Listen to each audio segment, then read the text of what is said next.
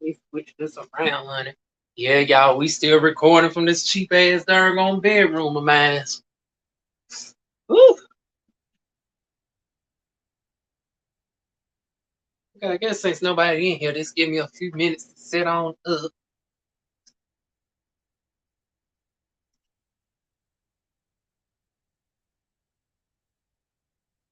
Oh, now they want to send out notifications. I swear, StreamYard is so damn sometime. I swear. Let me pull up this shit for y'all.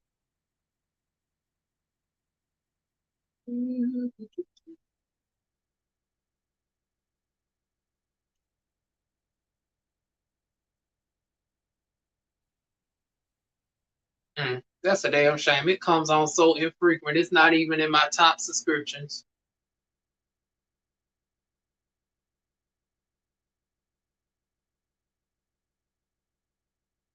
And just in case anybody is wondering on the playback, I am not editing out none of this.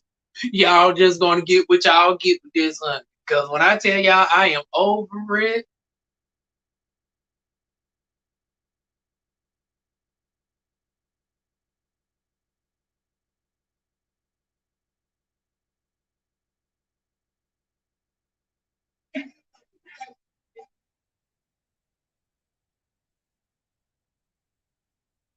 Okay, y'all. Look like I got everything finally set up. Now I just got to set up my darn on tablet just in case any comments come on through. Hey, Miracle. We just gonna be in here a quick hour. And matter of fact, I really could have got away with doing a pre-record, but I said, fuck it. I got too much stuff to do. This is the last that y'all ever going to get for me. Oh, I ain't even got my damn light on, y'all. I was wondering why I was looking so yellow. Okay, that's better, honey. I was looking darn on yellow for a darn on second on the damn camera. But yeah, I said since this is my final darn on review that I'm ever going to do for this darn on franchise, let me go ahead and just do it on camera because hell, why not? Now that's the weird thing. Whenever I try to pull my shit up on YouTube, I can never see the live stream. I mean, between StreamYard and YouTube, it just it be working my nerves.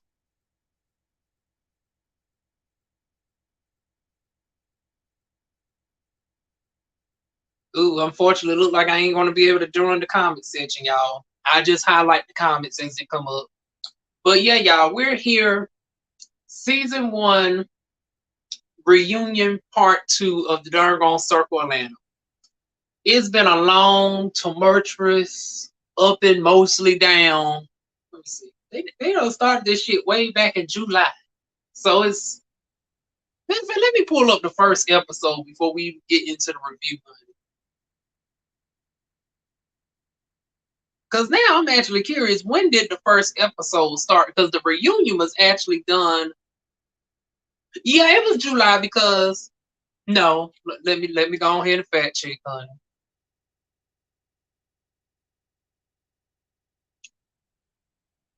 Child, not the darn on host on it got loud with the girls, honey. Yeah, it I know it was somewhere close to a damn year. And then my thing is this: we get to the reunion, and now you want to give the girls a full darn on cameo, a full on introduction like this is Housewives of Atlanta with taglines and shit. This shit was so backwards. Now I was low key still here for it, but it was somewhat backwards to me. Let me see if he was at least decent enough to create a playlist.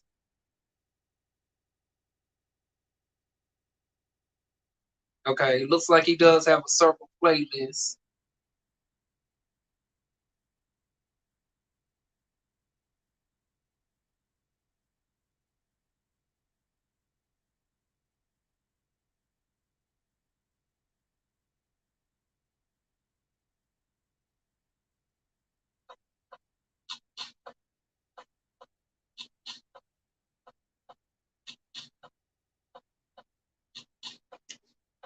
Okay, I stand corrected. So the first darn episode was way back in June. So we've been with this since June 18th. Are you kidding me? So it has been a damn year. Because it's now June the damn 22nd. So it's literally been 1 year and 4 days that we've been with this damn shit. Okay. Yeah, it was late as damn hell. So actually, it done took them a whole damn year to get this darn on shit done. 17 episodes. And the excuse was that we was having problems with production and editing. You know, Lester over there is a one woman show and all this bullshit, right? Okay, that's fine and dandy. But my thing is this one thing that pisses Diva off, do not volunteer a lie to me. It's like what irritated me with Lester was when she jumped down in my comment section and lied. And I dare for her to darn gonna come through and call me a damn liar. Since she wanted to go on live streams and shit and call everybody else liars and stuff. That's another thing that pissed me off. It's like you arguing with darn on folks who's darn gonna have a reason to be frustrated with shit. And you calling folks liars, but I got the receipts that you went in my comment section talking about the rest of this shit was already filmed and recorded, and it just had to be uploaded to YouTube. And yet we still had to wait damn near 4 extra months for the remaining episodes.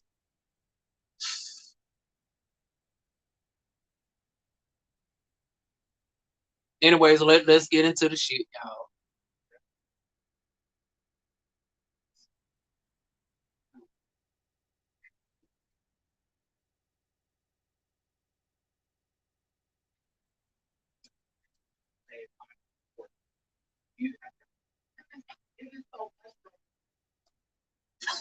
Okay, darn on Melly.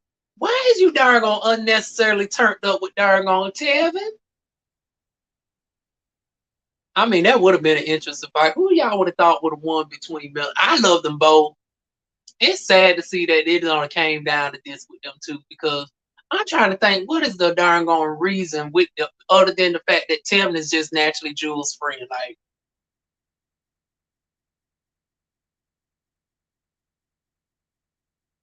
but honey, Melly darn gonna act like she want to whoop Tevin's ass. Then Mega Body's throwing out threats to darn on Melly. I was like, child, boo. Oh, just in case y'all wondering, I'm not going in any sort of order like I normally used to. We just gonna just talk about the shit that just stuck out to me. Number one, I'm still okay. I do know the theme supposed to be darn on trap queen. But I'm trying to figure out, like, okay, if it's trap queen, trap king, why is some of the folks looking basic? Like, even the darn host is looking a little bit too basic for me. Like, the theme is trap king, trap queen, not darn the person just coming into the trap to get a little darn dime bag free, honey. Darn Cash look like he's dressed regular, like he's about to go to the he's just out and about. Same thing with the host. I'm going to pay. I'm not going to give them too much on the damn tennis shoes because once again the theme is trap. But it's like they could have did like darn on Melly B and darn on glammed it up a little bit. Like Melly B still got like a tank top like I got on, but he darn gonna put the darn gonna pimp like suit. Well, you know, not a suit, but you know, the pimp coat or whatnot's over him. He got the motherfucking chain. He got the glasses. Then you got Mulatto giving darn on ASOS darn on hood fashions. You darn on got darn on Alyssa over there giving darn on demure Mexican mafia girl tees. Okay, Eugene is an acquired taste, honey. Eugene is giving me very much Cam Newton. Y'all know how Cam Newton, you know, be doing the most with his fashions. That is what darn going Eugene is giving me, honey. I actually like Mega Body's darn going thing that he got going on. See, now this is giving me elevated trap with darn going Mega Body. Martell, Okay, he tried his best to give me the hood rendition of darn Solange. Y'all remember when Solange went to the Met Gala and she had the do-rag that says her God is her God is a black woman or whatnot? It's like it's giving me the Mortal Kombat Solange version of that. That's what Martell is giving.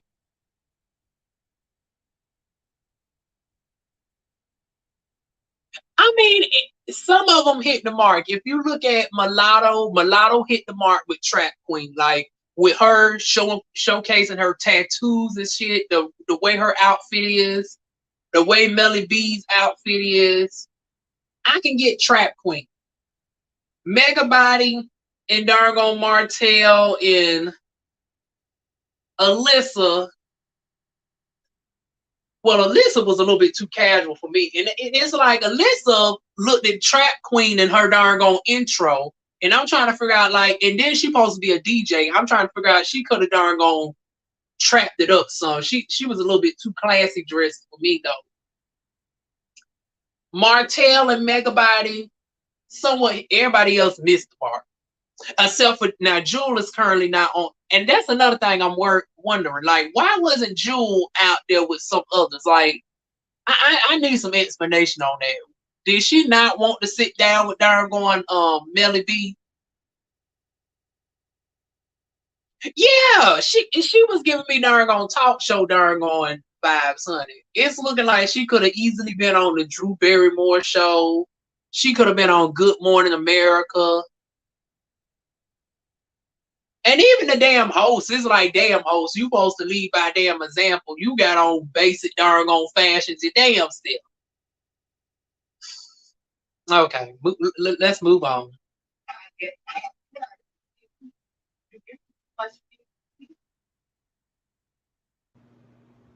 I don't know why security not think about recording from the phone. I can't darn put it on airplane mode. But security ends up stepping in, and it's like, I don't know what for. Ain't not now one of them darn sample size hoes is about to jump up and do a damn thing, honey.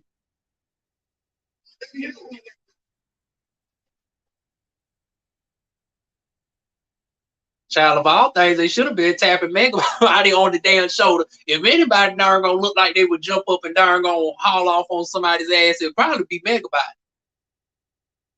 Okay, they did get security for him, honey. Oh, wait a minute, honey. Not Lester making a damn cameo appearance. Child, Now, Lester, I thought your shit was the darn above all this, honey. And once again, y'all know I'm just poking fun because of what Lester said. Y'all know I fucks with everybody for the most part. But honey, this ain't looking like this is the classic stuff to be, because you talked all that motherfucking shit talking about, oh, this is shit that is timeless that folk will remember for years and years, honey. Okay, girl. Mm-hmm.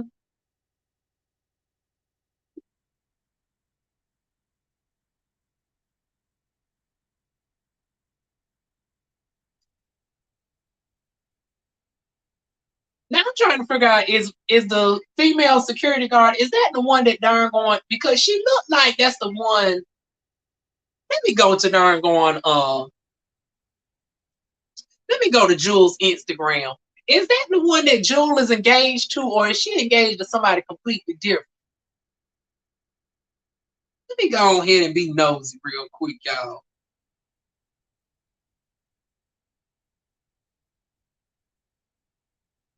Oh, that's her. Okay, I was gonna fact check myself because I was like, child, you know, I don't want them. I don't want me to be up here like giving the okay, because they both big voluptuous women or whatnot. You know, I don't want to make it seem like all big black women look alike. You know how folks say, you know, now this is crazy though, because I don't see Sherry Shepherd looking like Octavia Spencer. Now Sherry Shepherd looks remarkably like darn on Yvette Nicole Brown. I can see that. But I didn't want to give that same energy of mistaking black women, black heavyset women for one another.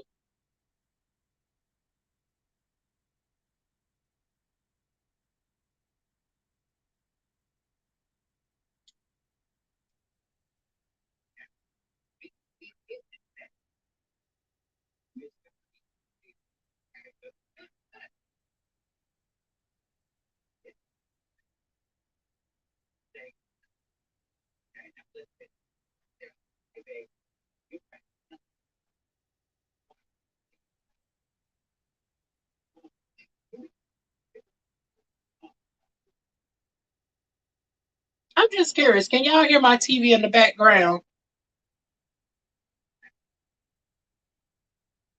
Wait, look it up. I didn't know she. Yeah, she got engaged a couple months ago.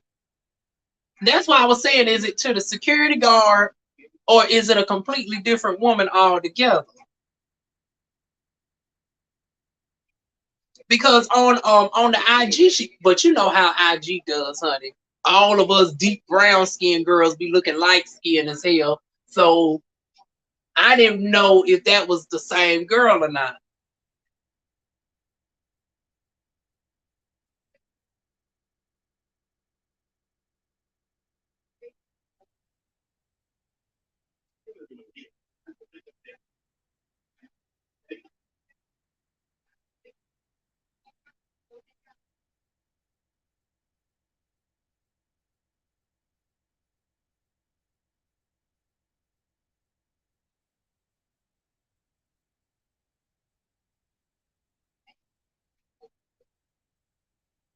Okay, I want to say that's her. But see, on the Instagram, she looks like she's a lot smaller though. But considering how long ago this could have been filmed, honey, old girl could have got a hold of some of that darn old slim tummy tea or whatnot. But let me turn my resolution down and show y'all. But there's you know right there.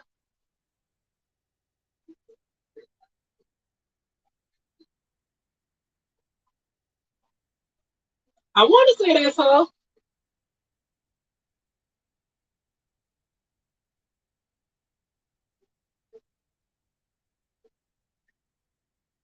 Oh, and speaking of my fan, do I sound robotic? I forgot to turn my fan around.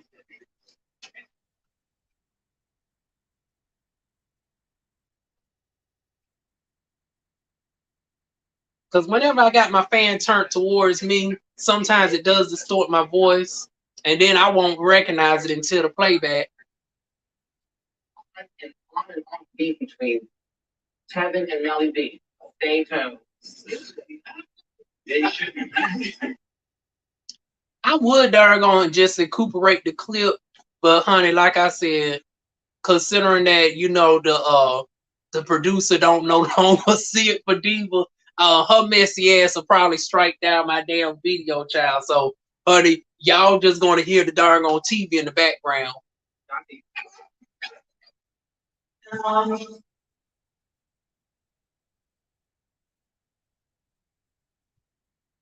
Okay, we 15 minutes into this shit, and ain't none of the perk.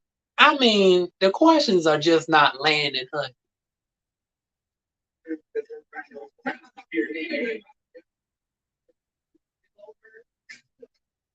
Okay, they darn gonna bring up this fact that darn on Cash and Dante was. Now this is the thing. Now I need them to stop lying. Just say you didn't want it. He wasn't good or whatnot. But playing in our face talking about, oh, y'all was in the bed naked but nothing happened. Cash bye, bitch bye, girl bye. That same thing with Melly B. He done slept over at your house in your bedroom, but nothing happened.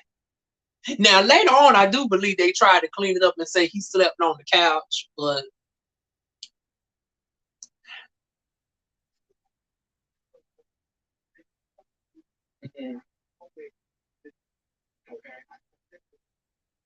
yeah, I can contest to that. Cash has always been a hoe, honey.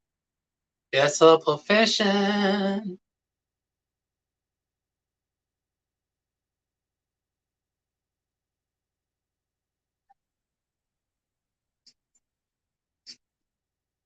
Okay, we finally got Jewel on the darn on seat. 20 some minutes in.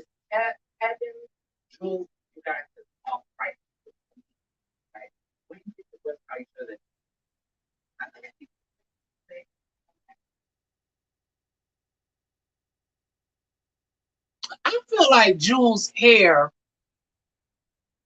her persona is what gives the hood. Like her outfit by itself, it, at least with her sitting down, does not give me trap queen. It gives me more so African spiritual, African spirituality. Uh, but I believe with the hair color and just her natural persona, that's what ties it in with hood trap queen for her. And then with Tevin, it's like, okay, now Tevin hit the mark too now that I'm looking at his close up because he got the darn on suit, but he don't got the shirt underneath it. You can see the tattoos, you can see his bare chest, you can see the legs. The fact that he got his hair twisted up the way that it is, it does give me more so a hood trap queen like vibe with him. So Tevin hit the mark on the fashions too.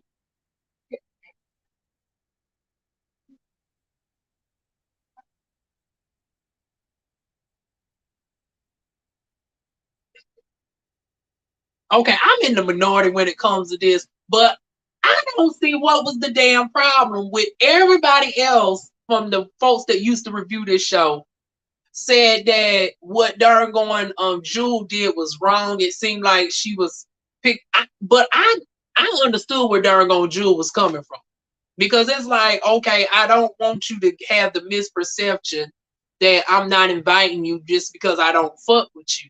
I'm darn going, I have black affinity spaces or whatnot. And I'm not saying that it's right of what Jules' mindset is. I done already gave y'all the whole breakdown on that shit.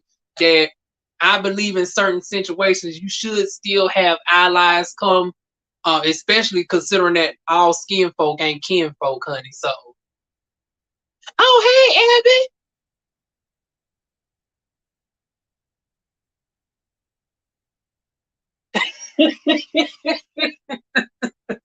Nah, she could have kept that to herself. I'm going to call to her defense a little bit because think of it like this: this whole show was filmed within, and I broke down the numbers because, from what Rico told me, his event was on January 26th, and that was the first episode. We ended off the season finale around Valentine's Day, so that's only 3 weeks. These girls have been around each other for 3 weeks, and everybody else is coming to the event. And if she didn't have context of why she wasn't invited, you would naturally draw conclusions and be like, wait a minute now, bitch, what the fuck did I do to you? So I could see why Jewel picked up the phone, was like, hey girl, it ain't nothing personal against you, but these events for black folks only, and it ain't got nothing to do. Well, it does have something to do with you being Mexican, but it ain't got nothing really to do with you personally. I can see where she was coming from with it. Now, I still think it's fucked up about her having, just black spaces because, like I said, we got so many allies that I would replace some black folks from, honey. Honey, give me darn going Rachel Dawson any day over Candace Owens. Some of y'all tossed out Rachel Dawson, and granted, the bitch is doing too much with saying that she's transracial and all this bullshit. But if you take that away from her, it's like she was darn on head of the NAACP for over 10 years. She didn't mind getting her white folks in line and shit. Honey, I would take somebody like her any day over Candace Owens, over ABL, over here on YouTube shucking and jiving, over Tommy Sotomayor. Because there's so many black people that ain't really fools. Hell, even the one that y'all put in office, but I ain't going to go there with politics, honey. But the fact that she went out her way to call her to say, I'm having an event and you're not invited, and here is why. But how else was she going to contact her though? Because the girls, it's not like that. It's not like none of these girls really knew each other like that. Now, granted, some folks have pre-existing connections, but it's like they just meet each other. Oh Lord, y'all. Y'all know I'm in North Carolina, y'all. It is hot as hell. Y'all ignore the darn on deodorant marks, honey. But I really didn't see a problem with the phone call.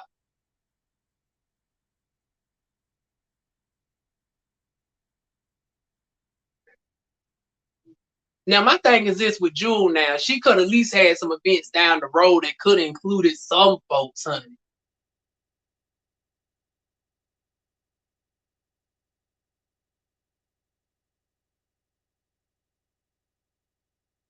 Okay, now Evie, now if she did darn go and invite her and didn't explain when, and then it's a misconception of, well, why am I not invited? Now, how would she explain that? Or even worse, if darn going Alyssa would have showed up and darn going Jewel got on that motherfucking microphone and darn going asked darn going Alyssa to leave. Now that would have been really fucked up. Because we see the girls don't mind darn on inviting people as plus ones and shit. Hell, we seen from the Martell situation. Martell wasn't really invited to darn on Martell house, but he didn't really know that. He thought everybody was cool and everything. He didn't have no issues with Martell. And then you see what happened when a phone call didn't ensue. Martell darn on invited, Eugene invited Martell, thinking that nothing of it, and then it became a whole spectacle. So that's why I was thinking of the reason why the phone call was so important. Because it could have easily went like that, especially since Dargon Jewel don't mind getting on the mic and saying, you got to go, honey. Now the only thing I still got to hold Jewel accountable for is now, Jewel, it has now been confirmed that this was not your event. And not only was it not your event, it's like there were white people at the event. So I was with you with Dargon giving Alyssa a heads up and saying, hey, this is for black folks only. You know, no black people is allowed. But now what irritated me with you, Dargon, Jewel, is the moment that you saw that there were non-black folks there, it's like you could at least call Alyssa up.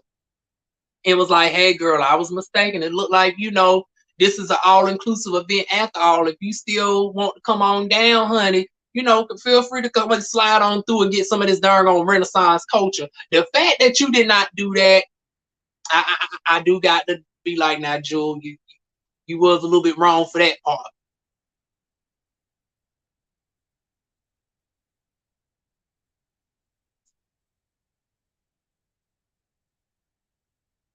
But see, this is where I have to darn on say bullshit on that though. Now, if this was actually without the cameras and shit, I can understand. But it's like, now, come on now. Y'all know y'all filming. Y'all know y'all got scenes and shit set up. Ain't none of y'all know each other from a can of paint for the most part. You didn't know Eugene from a hole in the wall, Melly B. And you didn't have no issues with Martell. Matter of fact, I think he met Martell before beating darn on Eugene. So he actually had a little bit of a stronger connection with darn on Martell. So it's like, what was the reason for not inviting Martell? Because at this point, I don't even think the situation with Jewel and and Melly B reached a point where there was a divide. That happened around what, episode 5 or 6?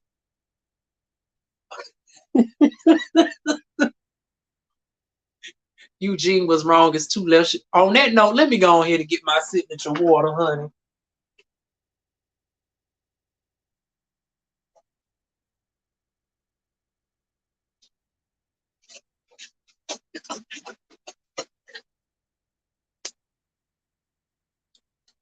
Okay, I could see defeat on that one. Okay, maybe he was wrong for darn going to invite him.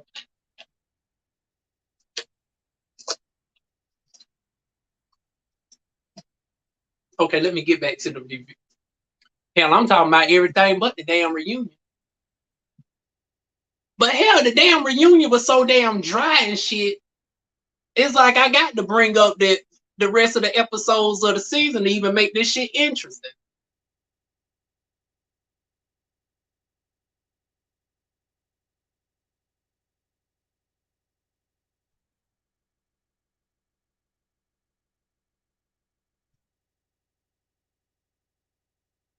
I swear, it's no shade to the darn on host. I'm sure he's a lovable person, but he is just not darn on. But see, then again, though, I got to take in consideration his ass Because now I'm thinking about it like we've seen all the episodes, but this shit was filmed back in August. And see, this is the unprofessionalism of Lester. Because it's like, now that I think about it, well, hell, the darn on host can't ask but so much because he's going off on only 2 episodes. So it's like, what? How many questions can you really give the girls off of 2 episodes? And then you being pre-fed darn on questions with production. And it's not the same as knowing the shit firsthand, seeing the shit, and darn on, coming up with your own thoughts and shit. Eugene barely had an invite himself, let alone he invited another person to the function. But see, now here's where I have to break the fourth wall, though. It's like, okay, you can't necessarily say you oppose the strangers in your house when, hell, you got the whole camera crew up in your damn house. Even if it's just darn on Jamar with the camera hold up and less than shit, you still got motherfuckers. Well, I guess darn on they wouldn't be strangers since you over there with. Okay, I got to think of it like this. He has been over there with the circle for some years, and they probably use the same camera crew. Okay, I'll let you slide with that.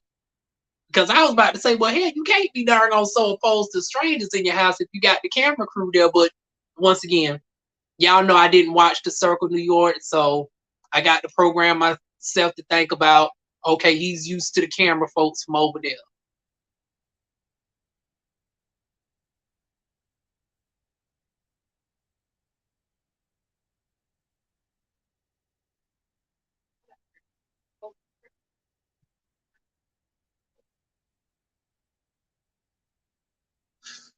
Alyssa, I love you, girl. I love you. I do. I don't got no problems with you. From one trans girl to another. Don't judge me about my face today. Y'all know I got to get, this hair is still a struggle, honey. And I'm thinking about shaving down this trachea next year. Now I ain't touching the face now, honey. The nose, the cheekbones, and shit staying. But this hair. But anyways, from one trans girl to another girl. From a black sister to a brown sister. I understand there are similarities with our impression of shit, but bitch, do not ever confuse that shit with being motherfucking congruent.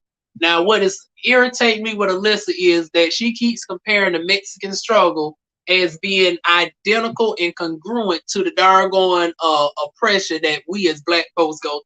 Now, that is darn gonna turning me the fuck off with darn Alyssa. It's really working my damn nerves. It cannot be compared to any sort of damn way. And I'm not even going to really touch on the politics of it. Yeah, you talking about some of the folks want to throw you over the darn over back across the darn well, hell, I can't even say the darn the bridge, the gate, because they never really fixed, they never darn completed the wall that darn Trump wanted. Over the border, we'll say over the border. But hell, you got the Biden administration trying to propose reparations and shit. Because y'all remember when I was doing the politic reviews for the folks that watch me for my reality TV reviews, when I was doing the politic talks during the election time, every last one of them raised their hands for reparations for Mexicans detained at the border. You got DACA that was proposed under Obama. You got fellow members of your community, such as Alexandria Ocasio-Cortez, go in the back for you. But meanwhile, when you go to us, honey, even when we get our folks up in there, we can't even get a study for our shit off the damn ground. So it's just that on top of, the atrocities with the police brutality, the prison to school pipeline. Like, even if we take slavery out of the damn shit, if we can compare all the shit that happens to us today, it still don't compare. It's like y'all shit is minuscule to us, honey. Now, Jewel didn't want to compare the shit, but bitch, I don't mind comparing. And like I said, at the end of the day, in a perfect world, everybody should be able to live in unity and peacefulness for 100 weeks until we get bold enough to overthrow white supremacy. It's like it ain't gonna happen no time soon. Not in this darn gone lifetime from what it looked like. Matter of fact, I think I'm long overdue for a politic talk video, y'all. I think I might do that next week.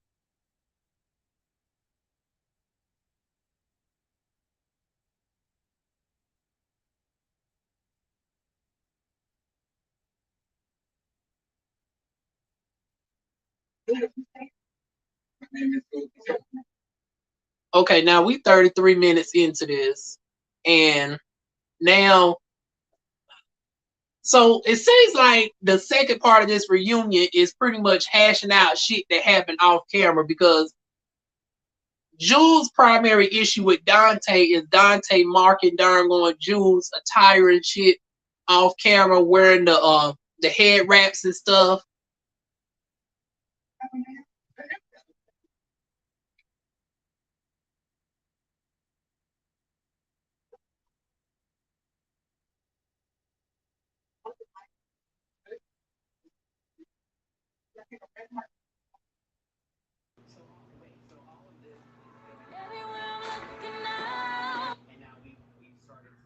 Oh, really big. Not that we reunited and not feel so good. But y'all, I'm actually shocked that y'all came through because I know y'all low key over the show. And I'm am too, but I said, well shit, I done came this far. I might as well darn on end it on out. But I'm just watching the rest of it with y'all in real time and just giving y'all my thoughts. I've already seen it, but like I said, ain't nothing really stood out to me.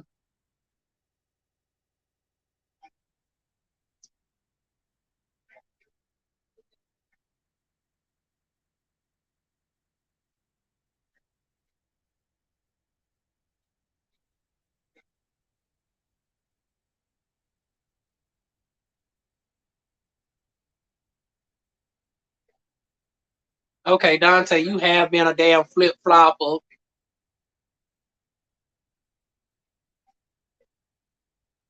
But at the same time, y'all, the 180 didn't make it no better. It was because I seen they was trying to pressure Dante. It's like, okay, it's either our side or this side. And just because he didn't fully align with y'all, now Jewel, I will say now you also wrong on that. Especially, and then my thing is this. Now I don't even think they touched on the darn going Mulatto and Jules situation because this whole reunion, neither one of the two women actually sat down on the couch at the same time. And it's like their main issue was over damn hair. They whole disagreement to the point where they can't even sit down on union is not as vitriol as like the Melly B and B Hawk situation. It's over the darn on fact that darn on Jewel, they caught your ass slipping on camera and they didn't for Mulatto for the longest. Now in your defense, I did call out Mulatto when she had that tacky wig on down at the darn going restaurant event of darn going of Alyssa's or whatnot. So they did show at least one time where darn going damn. Y'all know their names be sounding alike because when I think of Mulatto, I also think of her wife. Her wife is Melissa. Then you got the castmate Alyssa. But yeah, they did technically showcase Mulatto with a fucked up hair day. So now since, but once again though, no, I can't even say because they ain't seen all the episodes because hell, they lived the damn experience. You saw her wig was fucked up when she came in the door. You seen that the shit was going. Well, no, I guess you couldn't see that the shit was going to be on camera. Let me take a drink because I feel like I'm darn gonna confuse my damn self trying to explain this shit.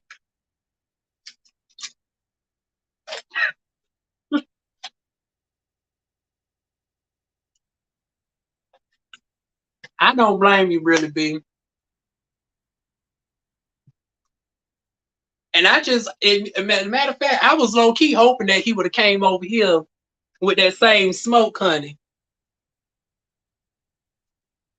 Cause my thing is this now, Lester, you had all this darn going smoke for darn gonna really being heavy and shit, honey. I want you to come over here with that same energy with me, honey. Come on through and try to give me that same bullshit, honey. And my thing is this, for you to darn gonna call yourself, oh, you above everybody else and shit, and you darn gonna, the way that you carried on down at TTV network, child, you ought to be a damn shame of yourself, honey. I was like, oh, not Mr. Darn he's above the ratchetness and shit, and you over here darn rolling your eyes down to the interview and shit and calling out folks. But the moment that I done said some shit, honey, darn Lester quiet as a damn church mouse. And I'm gonna make sure he get, well, hell, I don't know, he probably got me blocked now, honey. But y'all know I got 2 other darn Instagram channels. I'm gonna make sure he comes across this motherfucking live stream. Cause he still to this day ain't explained the darn lie about this darn shit already being done with. And yet it still took over 4 fucking months.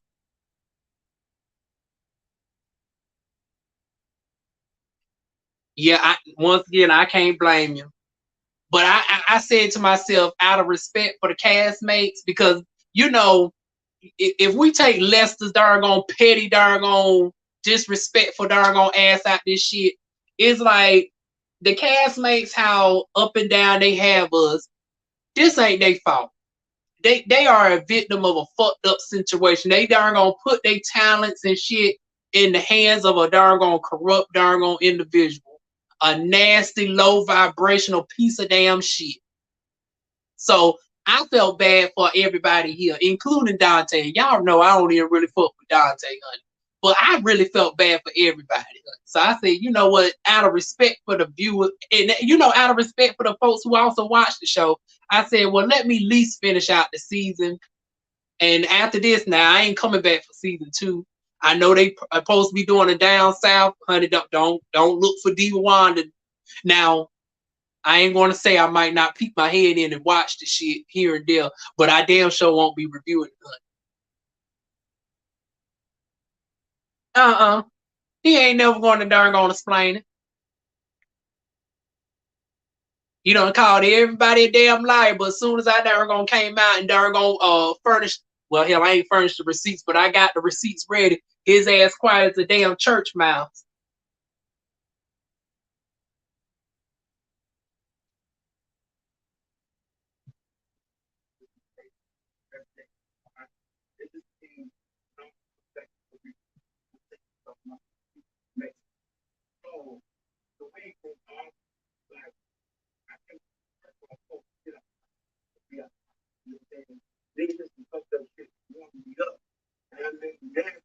Okay, y'all, can y'all hear the TV?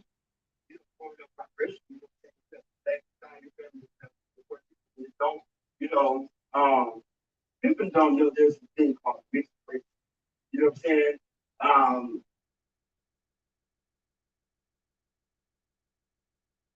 Okay, Cash, I'm trying to darn comprehend what you're saying. Like, who the hell didn't know there was a such thing as mixed race people? I think we all knew that there's a such thing as mixed race. And I don't have to find it because I feel like anybody should come to your event, especially when you're talking about things that have to do with your culture or who you are. And I said, well, thank God I don't have Black and Puerto Rican, because then I wouldn't be fucking invited. What if I was just all Puerto Rican? Okay, first of all, you could be all Puerto Rican and still be invited because isn't Pam Grier like a full-blown Puerto Rican and she's an Afro Puerto Rican? Isn't Ida Rodriguez a darn full-blooded darn Puerto Rican and she's an Afro Puerto Rican? So let's not act like that there is not a such thing as actual Black Puerto Ricans. It's like you don't have to be mixed with Black, American ancestry or any type of African ancestry outside of Puerto Rico to be classified, because once again this is where it gets kind of loose, because Black is race and it's also culture, and you have to define it for what it means. I think a lot of people think of Black just as Black American, but Black racially, you can be Black and be from the Caribbean. You can be black and be quote unquote full blood Puerto Rican because number one, Puerto Rican is a nationality. If I was born in Puerto Rico, I would be Puerto Rican.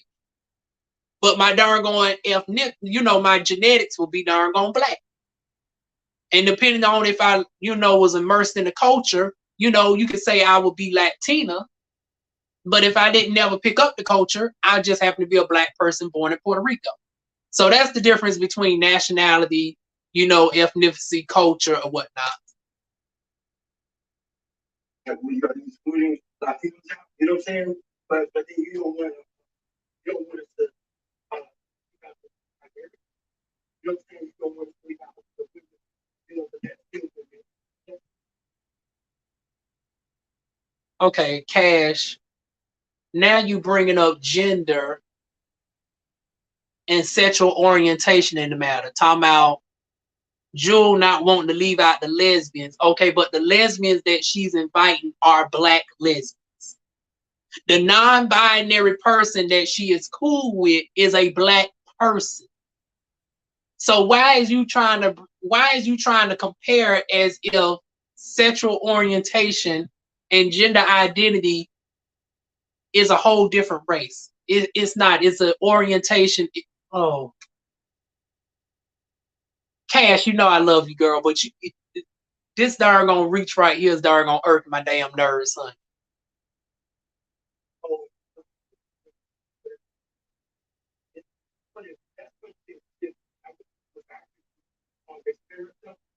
Child, I wish she was out here too. Now I don't know why they kept Jewel behind in the back this whole time. Because at one point she said she wanted smoke with everybody. She said, honey, she wanted to sit down with Cash. Now, this is the thing. I do believe she didn't say Melly B's name for whatever reason. I'm trying to figure out though, since they darn on doing these rotating chairs and shit, and darn on Jewel didn't have a problem wanting to darn on address everybody else. Why couldn't they darn on ask Melly B to get up and go to the damn back, honey? And Melly B, this ain't nothing personal against you, honey. But I'm just saying, just to be fair across the board, honey, they could have had Melly B darn on ask Sashay in the back for a quick second, and darn on Jewel could have had her one-on-one with each and every last one of them. But hell, the main issue is really between motherfucking Melly B and motherfucking Jewel. But now we got to look at Lester with this bullshit though. She refused to be out there with. See, that's what I'm talking about though. If she refused to be out there with Melly B, they could have simply asked Melly B to be in the back for real quick, and darn on they could have had Jewel address Cash in the situation because it didn't make sense that they darn going asking questions and shit that involves her, but she's not able to darn going give a rebuttal to the shit. And then my thing is this: I mean, they couldn't have darn going at least put a TV out there or something. Like they could have had her like OG on Basketball Wives, darn going in the other room, and she pops up on the screen.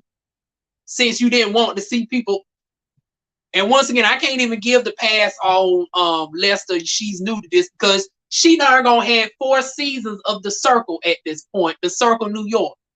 So at this point in the game, you telling me if you have a situation where 2 cast members are so violent towards each other that they cannot be on the same set, you could have easily darn gonna put a TV out there, done had it set up where Jewel's face came up on the screen and she could have addressed Melly B directly and they wouldn't even had to be face to face physically, if that makes sense. Now that's how a true professional should have darn gone did it. Especially since this bitch darn gonna work with producing movies and all this bullshit that she sees.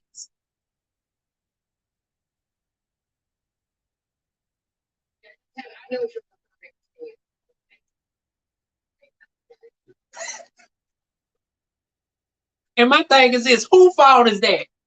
Whose fault is that? She ain't got no damn money. And that was another motherfucking lie when she said ain't nobody donated to her. Because my black ass donated to the shit. And that's what really hurt my nerves when she was talking about ain't one person donate. As if I didn't donate. And as if several, and I know a couple of my followers also donated a couple of dollars too.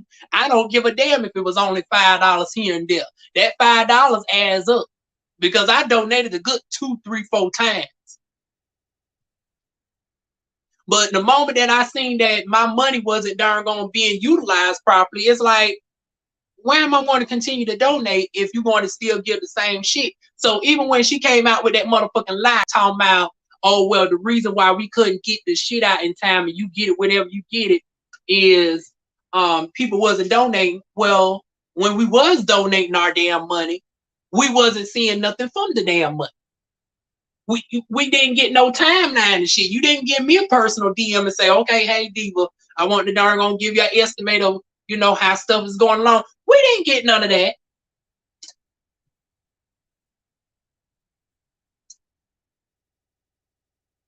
And then, like y'all said, honey, she could have been a little bit more vocal about the damn money. I mean, granted, yeah, it was in the description box, but it's like, honey, closed mouths don't get fed. And not too many people look at the description box and shit. And hell, even within the description box, the damn shit was so far down, it's like, it would have been easily for somebody to overlook the damn shit because it's not like you even got it bold and highlighted about donation. You didn't go into explanations. You just got the Cash App there. But you didn't explain that, you know, this is why you need the darn on Cash Apps. Oh, that motherfucker even had an excuse for that. I heard her over there talking about, oh, the reason why she didn't want to run ads is because it distracts from the damn channel.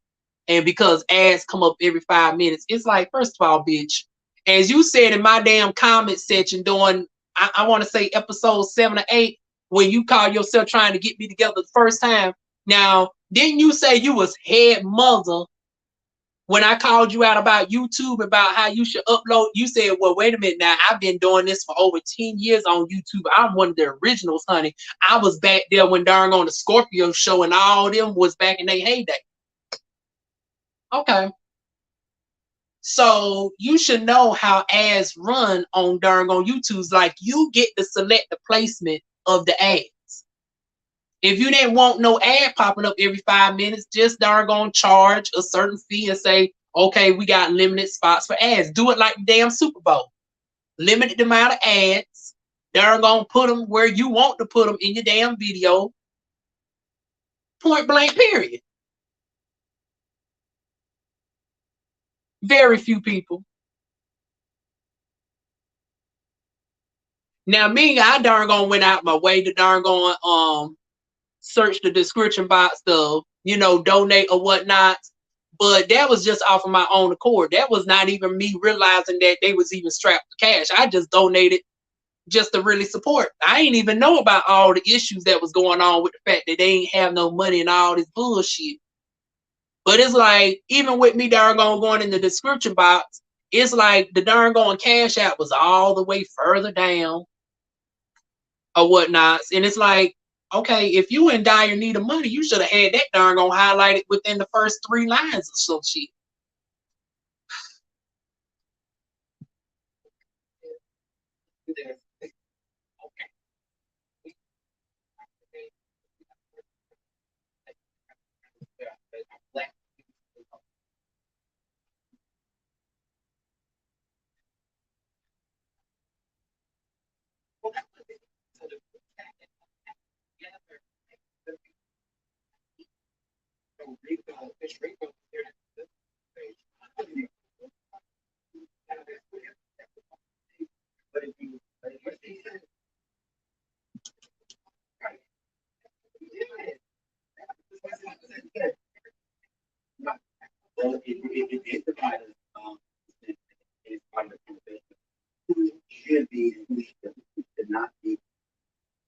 Okay, now they bring it up to this darn on group chat situation. Rico somehow started the group chat. Rico ain't there defending himself. Now we got the backstory with Rico. Rico had work to do. I got work to do. I got jobs, baby. Because I'm not trying to darn on count coins, but since Lester darn on saying that she was so hard up for cash, this, that, and the third, Ain't nobody really want to say. This is why I say they didn't have the right person asking the damn questions, son. This is why they couldn't have me as the damn. This is why they couldn't have DivaWuan as the host, child. Because honey, Lester's darn gonna ass probably would have darn gonna cut half of my shit out. Cause I would have shown enough ass. Is y'all not getting paid enough money where you could have darn going took all the justify for this? Because I know over there on Chasing Atlanta, they get a coin hunt. They may not be getting no $50,000, $60,000, $70,000, but they do get a little bit of coin over there on darn going Chasing Atlanta. Because TTB said, honey, if the darn on coins wasn't right, he wasn't going to host the damn reunion. So if they paying the darn on TTB for the reunion, I know damn well everybody else got paid over there. I'm trying to figure out what was the paycheck like over here on the darn on Circle Atlanta for them to deal with all this tumultuous bullshit. This darn on flip-floppy darn on hogmash of darn on a production. This unorganized shit. People in the back room not able to defend themselves. Darn on the other person at damn work because you ain't paid nobody a efficient amount of money to justify taking off of work in time for this bullshit. But once again, Lester, you above everybody though.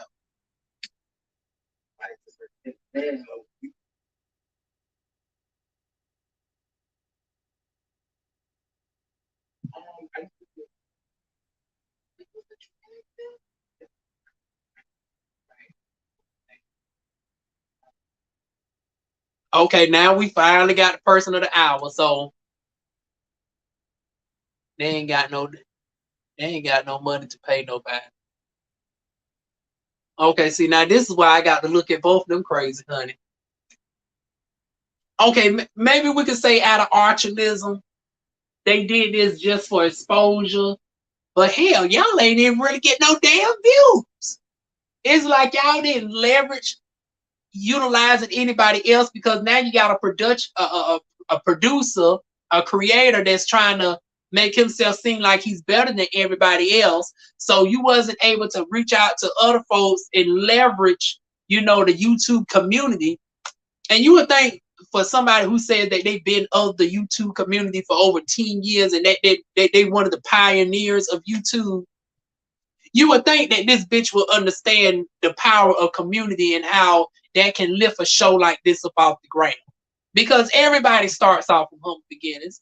Even darn gone chasing before it got up to where it was, they darn gone had, the issues. None of these folks had darn gone money like that. So I understand that he's saying he ain't got money, but it's like, bitch, none of these other folks are millionaires.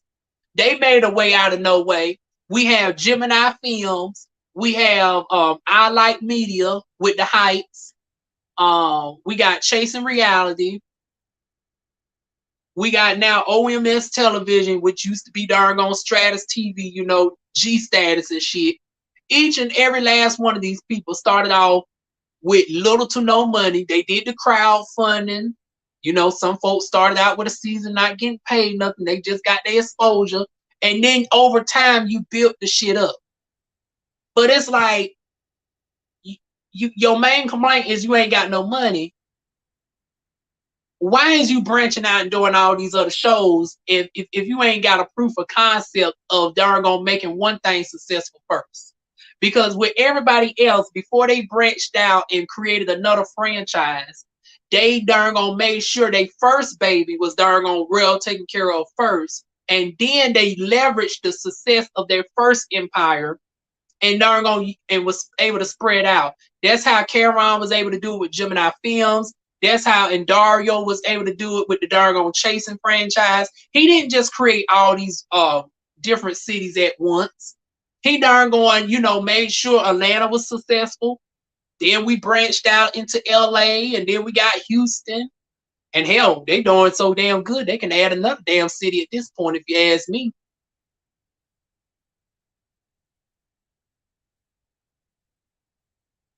I can't even give this a passion project because even if it was a passion project, you could have put some actual passion into the bullshit, honey. This looked like this was just I do it just to do it, but like how can we even say this is really a true passion project? Because people who say this is a passion project, you usually still put some effort into it.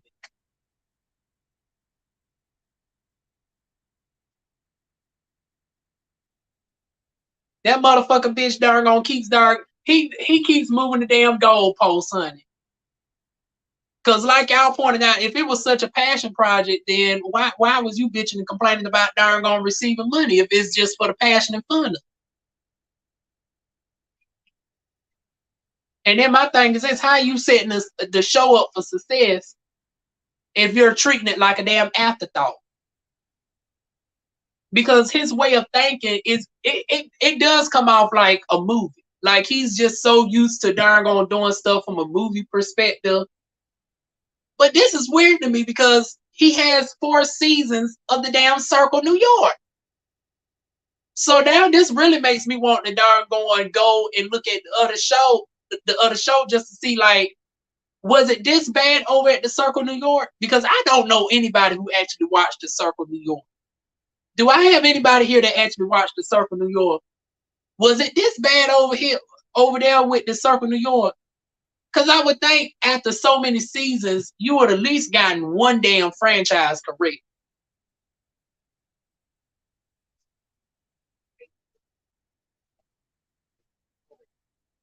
Celebrate or to, for the Black community. A lot of these spaces are really important. I was going to college. Oh, you did, Abby? This is the space.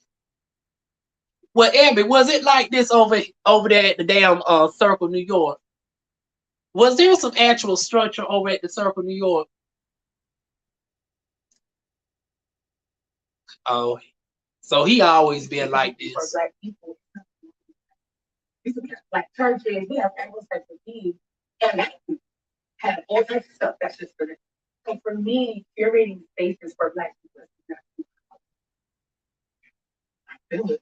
That Rico list, I know you came in a little late, babe. Around the corner, 2 steps. Yeah, that part. Okay. Is there anything that you need to get off your chest or let us all know? Okay. First of all, I would like to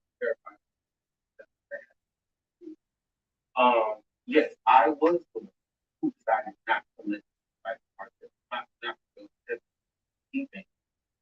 Because I didn't want to be around. We had just had an incident. We didn't speak after the incident. Still, I still felt kind of way about the thing because when we did sit down to the attitude, but after the event, we sat at a party and we just said, "Oh, girl, it doesn't matter, it just bother." And that bothered because you were rude. You were rude. Your friend was rude. Martell was rude. I said quietly, and people said quietly and watched your show. Y'all politely got up, went behind the curtains, and started talking very loud. I don't know if you were cocktail or friend cocktail, but it was disrespectful to me in my cast. And just to clarify, I was on the flyer, so I was giving people unlike us. So I want to clear that up. And that it's a lot.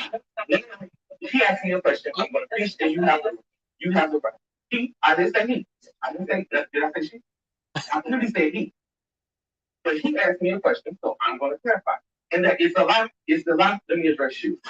Lazy forgiving, that Rico playing. I'm so glad Rico did not plan anything. I'm so sorry to cut you off. That is not. But he said he plans to. It's a lot. It's a lot. Rico plans and I don't think that anybody actually. You don't want to go around saying something. Just saying. Oh, now 180. I got to call y'all out. The receipts have been shown, honey. Ooh, and y'all know my lips is getting dry. Hold on, y'all.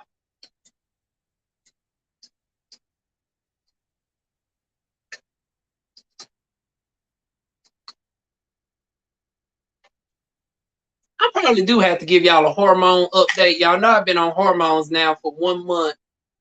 And the side effect with the hormones is it has been drying my skin out. So if y'all been hearing me complain about my lips being dry, my skin looking a little bit drier than normal, it's the hormones, y'all. The hormones have thinned out my skin quite a bit. And it's made my darn on lips consistently drier than normal.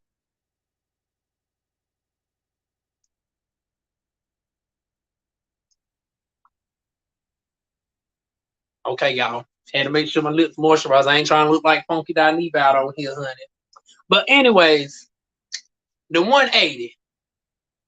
Now y'all got caught up in the lie. Y'all said that Rico, nobody really invited him up there to sing. It's like now they just showed the flyer where he was supposed to be a guest performer. Like, how is he just some sort of random person? Y'all try to make it seem like he just inserted himself like Cash De Niro inserted himself down to Mulatto's event where he wasn't on no bit of flyer, but he asked Mulatto last minute to sing. That was not the same situation with Rico. Rico was scheduled to be on the darn on shit. It's like y'all just got caught in a blatant lie.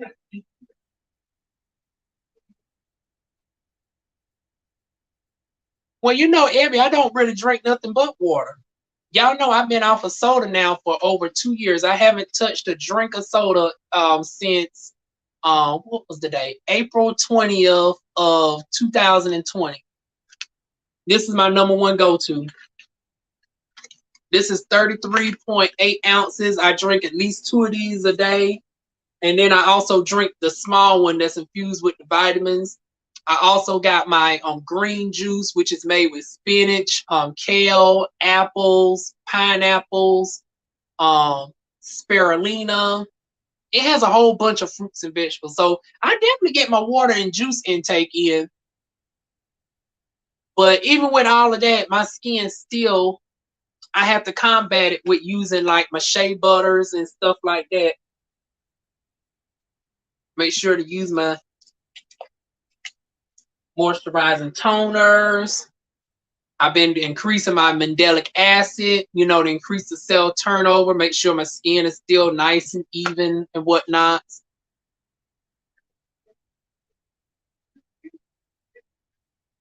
Matter of fact, I do an updated skincare routine on my DivaWuan channel as well.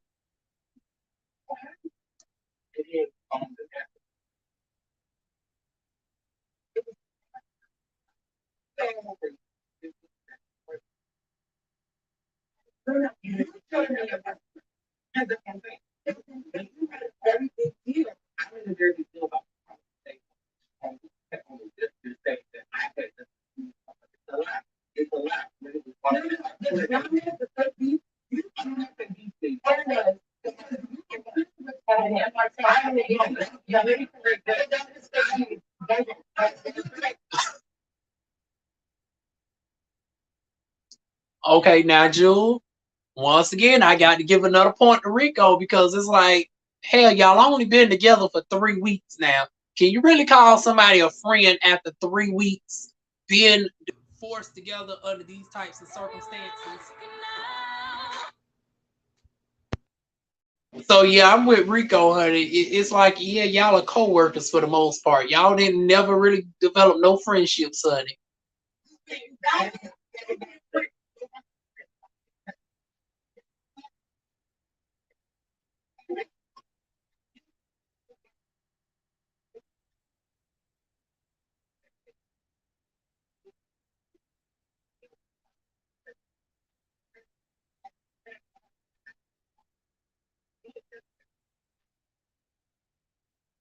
Uh-oh. This is very much giving me darn on what's going on Chasing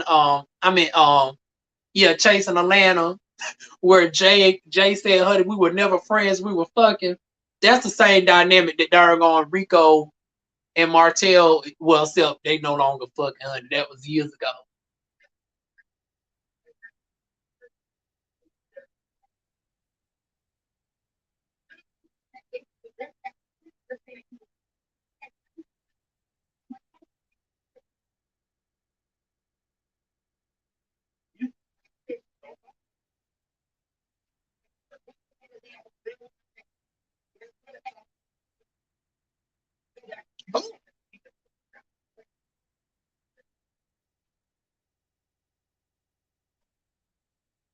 Seven, girl, really?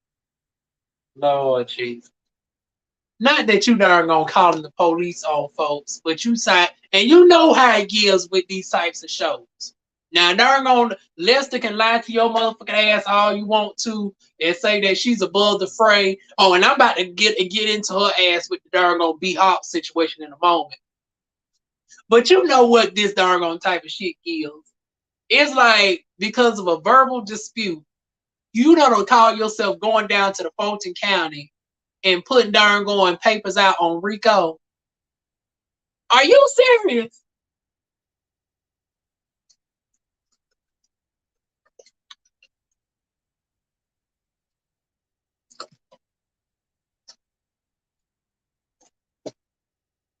Now my thing is this. I don't even think you darn going, and I'm trying to figure out like what is the real situation with darn on Tevin and Rico that will warrant you going down and getting papers out on him.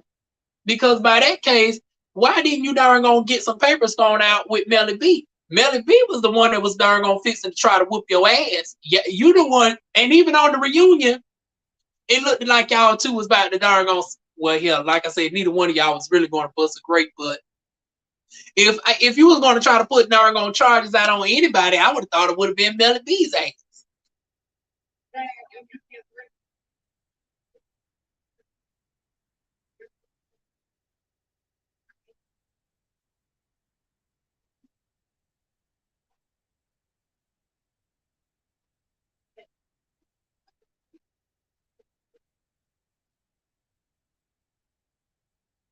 Tevin continually does the most when the least will do. Yeah, because I'm confused. I'm like,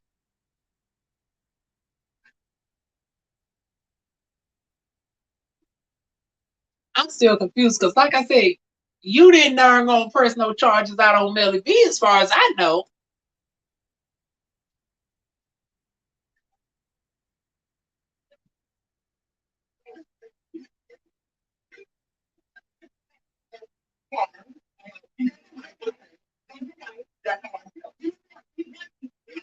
Okay, now race aside, now what y'all will not do is disrespect my charm ones, honey. We are the sun, we are the earth. I am human and I need to be loved. Now, Rico, we is not about to disrespect Holly Marie Combs, Shannon Dorothy, Rose McGowan, and Alyssa Milano, aka Phoebe, Piper, Prue, and Paige, honey.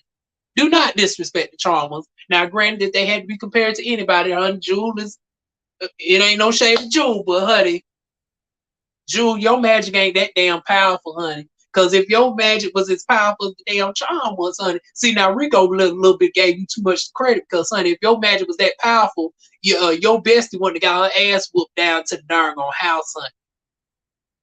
Yep, them crystals should have been able to charge up the darn on, put a force field around darn on Melly B from darn on whooping up on your friend's ass, honey. We is not going to compare Jewel to the most powerful witches of all time, honey.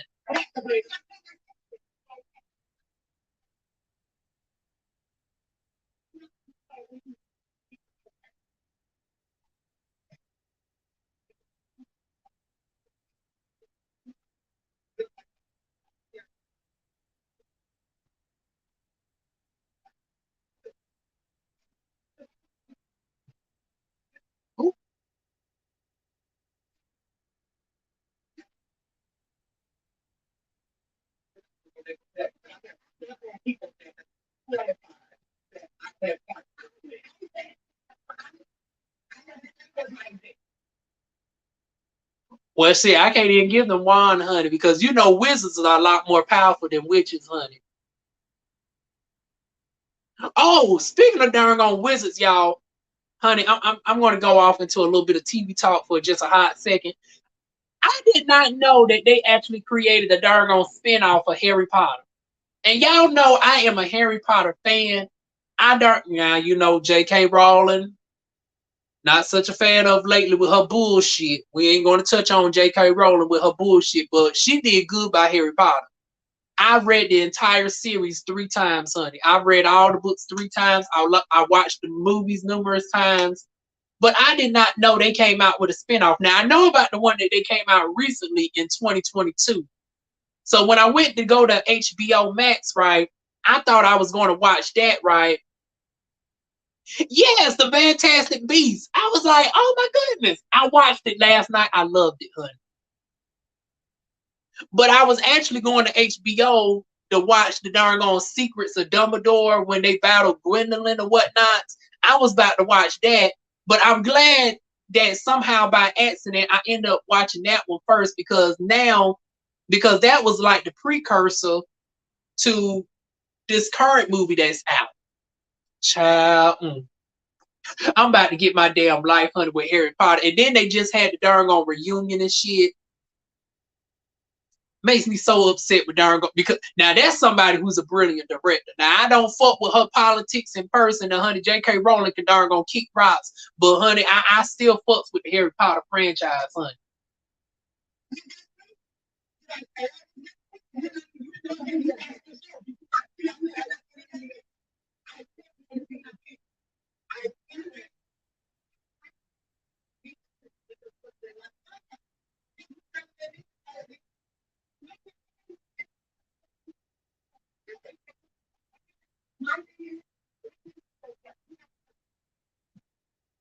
Well, in the Fantastic Beasts, there was this wizard with uncontrollable power who seemingly didn't have no powers or whatnot. So this whole time they trying to search for who is this darn going the child or whatnot. And it turns out the whole time they thought it was the little girl. It turned out to be the older brother all along, honey. He turned into this big old creature thing that was darn gonna fucking up the whole town of New York, honey. New York, this is what dreams are made of. Meanwhile, darn gone Dumbledore, he done got his ass caught up because he darn gone was trying to release this darn gone Griffin back to his homeland of Arizona, but he had to stop by New York first. He done got caught by somebody who used to work as an aura, but honey, quiet as it kept, she no longer got her credentials anymore. And that was the whole story, honey. They ended up becoming a union. It started out with her putting him under arrest. Then they became friends. And then there was a mogul, honey, a human that darn gone found everything. He done fell in love with the damn sister. Yeah, that's the one. I'm talking about the first movie. Like I didn't even know it was a damn series. I thought the one that they just came out with, I thought that was just a brand new one. I did not know that they had this movie that came out in 2016.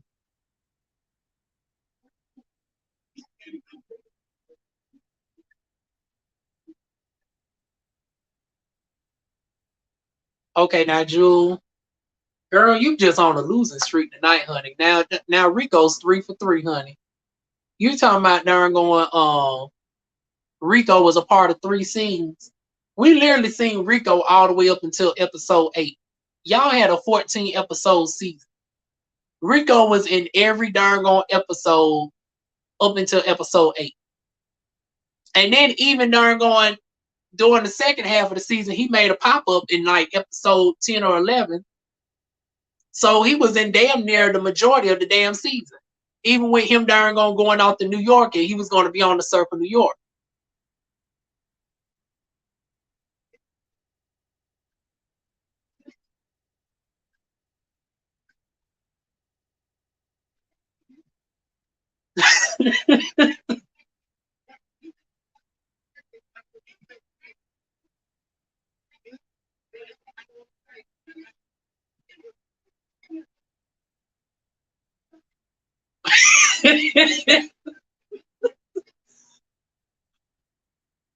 Oh, now Jewel, Tevin.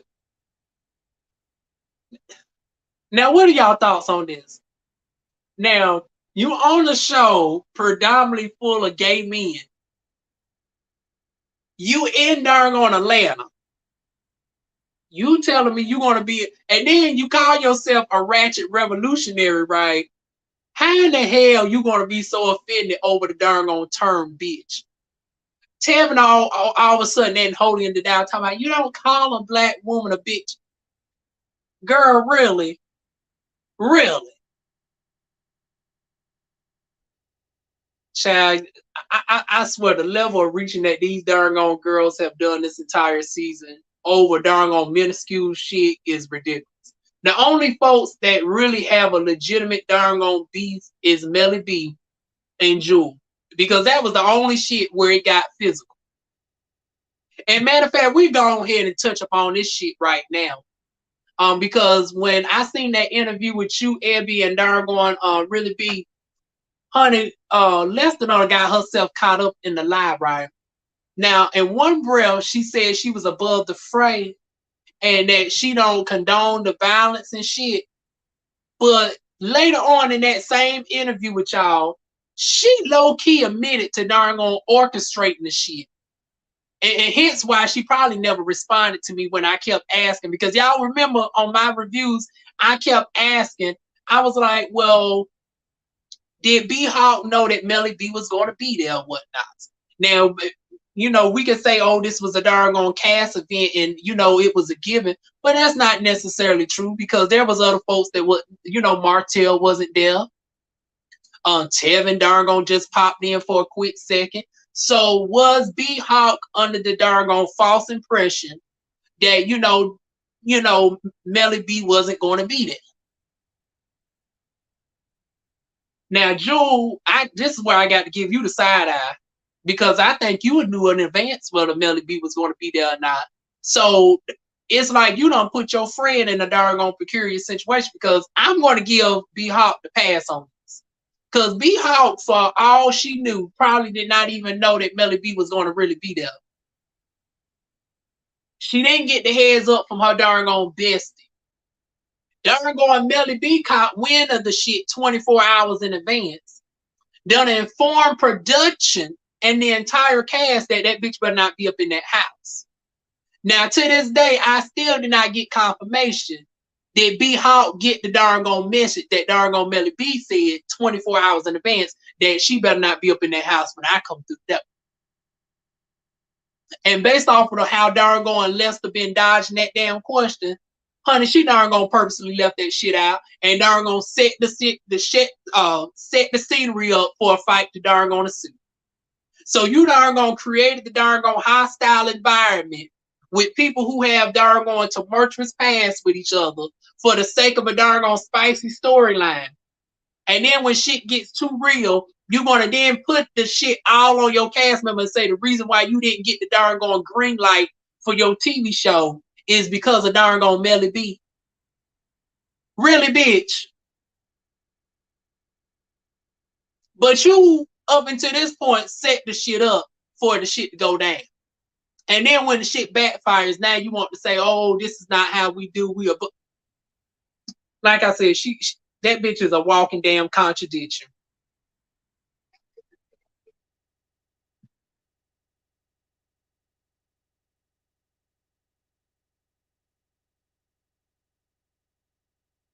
And then my thing is this, they could have darn film some extra shit outside of this. Now, why the shit end on Valentine's Day? Because if the main reason that they didn't pick the shit up was because of the house thing, y'all could have darn had a whole nother event. This time, make it abundantly clear that B Hawk's ass is not invited. Nobody invite no motherfucking plus ones and shit. Y'all could have scrapped that whole house episode and darn did a part 2. Where, okay, we're going to darn flip a coin. We're going to do some games. And then we'll see who gets the rooms and shit. Like, yeah, you should have did, since you want to be on the mainstream so bad, you should have darn model your shit after Housewives of Atlanta or some shit. And at the end of the day, all that hooting and hollering, ain't none of them bitches darn slept in that house but Eugene and darn Dante. She definitely knew and did be Hawk calls that dumbass episode they put up for Jewel and B Hawk talked about it. So wait a minute, you said that B Hawk actually knew that Melly B was gonna be? Oh, see now, girl. Now B Hawk, I try to be on your side and give you a little bit of an out, but honey, not that she actually knew in advance and got and walked her ass right into an ass whoop. Oh Lord. But see, even with that, it's like it shouldn't even got to the point because Lester, you the head honcho. If you knew that threats were being made against people's family members and shit, you should have did like, oh my goodness, you know you doing bad when I can say darn G status is doing better than Because yeah, I have seen the other show, y'all. Y'all tell me if I should go live with that one. If I do, it will be this Friday. But I seen the new show, Glam Devos. And since Alan is running the shit, we done seen when shit got violent, honey. Alan said, "Oh no, we ain't doing this, honey." Alan darn gonna cut our guy because I was wondering, like, what in the hell happened with the show? Like, first it supposed to be in Fashionaires of Atlanta, and then they rebranded and it supposed to be in Fashion Craze, starring our guy. And that poster came in fall of 2021. That never came through. Then we finally get the cast retreat with darn gone G status, and we get the promotions again. And it's like, well, damn, what the fuck going on with the motherfucker with the fashion show? Honey, turns out they done a rebranding it the third time, and it's now Glam Devos. And the reason why our guy done got kicked out is because him and his darn gone boyfriend called themselves threatening motherfucking Allen's ass. Now I guess that's a little bit different because now you darn gonna went and threaten production and shit. You darn gonna coming up on your darn gonna time at the wrong time and shit. But it's like still violence ensued. Honey, production cut it off real quick. Now I'm trying to figure out, Lester, you supposed to be all these motherfucking professionals and shit. Honey, you should have cut B Hawk out. Honey, this is not even her darn gone franchise. She supposed to be over there in New York, honey. Those scenes should not even made the motherfucking cut. That shit should not even made the damn cut with darn on B Hawk. And B Hawk, this ain't nothing against you personally. I love you. I follow you and all this. But just watching this as a reviewer, honey, Lester, if she was a true professional, your ass shouldn't have been even invited to that door. As soon as you came in, honey, Lester should tap you on the shoulder and be like, girl, I'm going to do you a solid. I'm going to pay for your Uber. But you got to hit the road before Melody get up in this darn house, honey. Honey, we already ain't got no funds like that. So yeah, we need you to go. And it clearly showed because honey, security took their sweet time breaking them up, honey. From what I heard, darn on Lester was the security guard that night. That's why the darn on camera was shaking the shit because darn on Lester had to double up his darn on security guard with her broke ass. Yeah, they sat at that restaurant and talked all that mess. B Hawk was talking big mess about she got hands and Melly don't want no smoke. Yeah, I understand that there was a pre-established beef, but I'm still confused. Did she know? Did she intentionally knew that darn on Melly B was going to be at the house? And my thing is this now, the moment that bitch walked up in the house, honey, you should have been, but see, then again, I guess since you thought you was in, you already been invited, you don't already put your bags and shit. I guess I couldn't say you could have just hit the road at that point, but it's a fault on all sides, honey. B Hawk should have had the darn on foresight to say, you know what, I'm just going to be at the hotel. Darn on Jules should have darn on been like, girl, I ain't gonna put you in harm's way. Lester should not even allow the shit to occur. Melly B, if it was going to be on site, you should have whooped the ass the first time you came in the door and not let the bitch get off guard, because that did come off as a sneak. It's like, now, bitch, because y'all know when it comes to filming, we only see a small part of it. So it's like we saw y'all interacting for a half hour. Really, that was cold for it. Y'all was in that house for about 2 hours before that fight went down. So it's like, if you didn't darn gonna give any indication that you was gonna whoop her ass within the first 2 hours, and then all of a sudden out the blue, you done came up the stairs and darn gonna start hauling off the whooping ass, yeah, that was somewhat of a darn going sneak diss to me. That's just me personally. Because y'all know I come from North Carolina. If I have some issues with somebody, I'm not about to darn gonna be peaceful and cordial and all this. Honey, the only peacefulness I'm gonna do is darn on I'm low key darn on taking off my earrings. Soon as I see you, I'm automatically taking off the earrings. I'm putting the ring, I'm handing somebody my rings and shit. I'm taking off the damn heels. And if you didn't catch the darn on point soon as I start doing that, that's your dumb ass fault. Cause I would have whooped you soon as I came up in the motherfucking house. Soon as I would have got barefoot and whatnot, I would have mollywopped and stomped the mud hole up in your ass.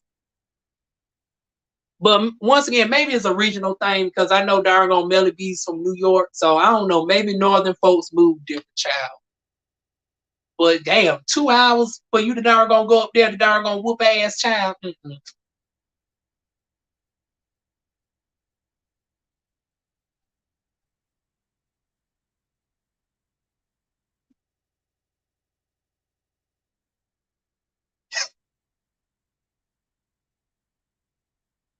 Child. Now, Jewel, girl, honey, darn on Rico is reading you down, talking about, well, your wig's in the right place today, honey. And then even with Jewel, darn gonna try to clap back and ask if Rico. See, now that darn gonna that clap back falls flat because, honey, you darn gonna going back and forth with a drag queen. So, honey, of course, when she darn gonna say she wore her hair, honey, and she can teach you, she's really telling you the truth, honey. Because, honey, Miss Talia Cassidy, from what we seen in them pictures and videos, honey, she was nothing to be played with back in her heyday, honey. Although I would give it up to Jewel for this, honey. Now, some of y'all, I know y'all don't like her, but, honey, the one thing y'all can't say is, honey, that hair was sitting tonight, honey. Matter of fact, I want to know where Jewel got this wig from, honey. Don't y'all be surprised when I come up on here and I be giving Jewel 2.0 with this damn hair because that hair was darn on fierce, honey. That hair was some of the best that I've ever seen out of all the reality show girls. And y'all know I watch everything.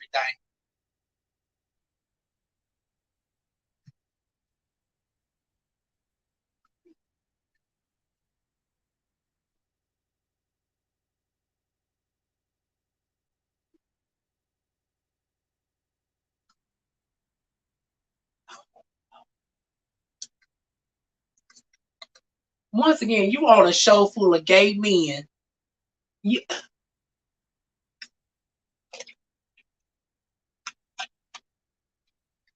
Jewel, you doing too much. Now you can say what darn Rico was saying was wrong towards you. You can say he was this, that, and the third. But just because you're a black woman, you is not above being read down for filth. If y'all are in mutual darn arguments and shit, honey, don't be darn policing somebody's morals when y'all are not friends. Talking about he shouldn't argue with you simply because you're a black woman.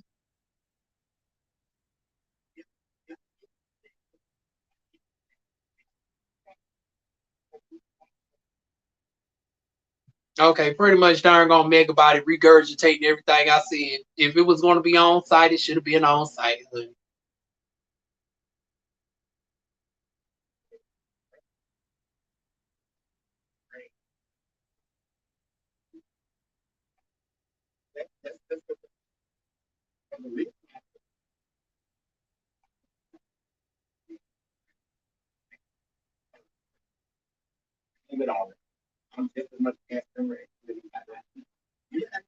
Once again, this is Lester with bullshit.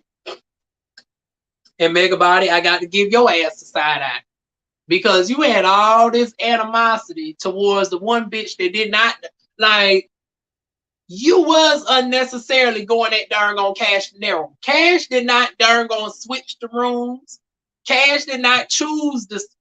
I don't know how they come up with how Melly B and darn on Cash was supposed to be down there. Now, for that room, I thought they supposed to, yeah, it was fucked up. Now, looking at it, it seems like, well, shit.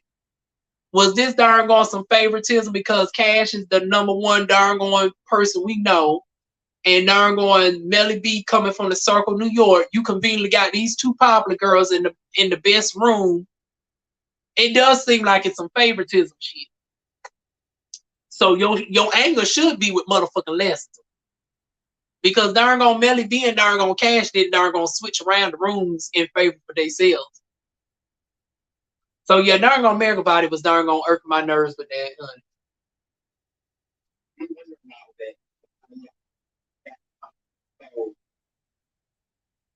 And then you low-key threatening darn gonna move Cash, honey. Once again, the contradiction, you talking about you not for violence, but you darn gonna get real hostile towards Cash, honey. Now I still stand by what I said, honey. You know, if I had to put my money on it, Cash, I love you, girl, but Megabody look like he could whoop your ass.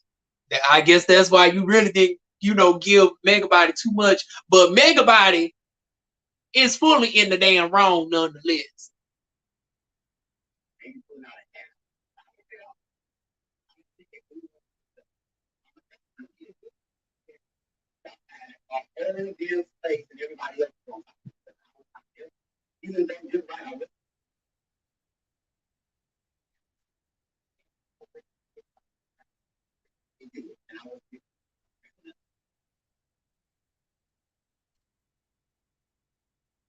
I know I'm sounding like a broken record, but you saying it's preferential treatment.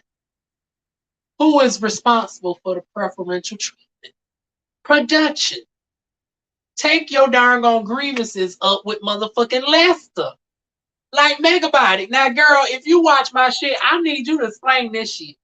You is still giving Melly B and darn going Cash all this rah-rah as if they're executive producers on this shit. And obviously we know they're not. Because number one, Lester ain't got the coins for it. Number two, we seen how Lester was petty and darn going cut darn on Melly B out of a whole damn scene, honey, at the damn restaurant.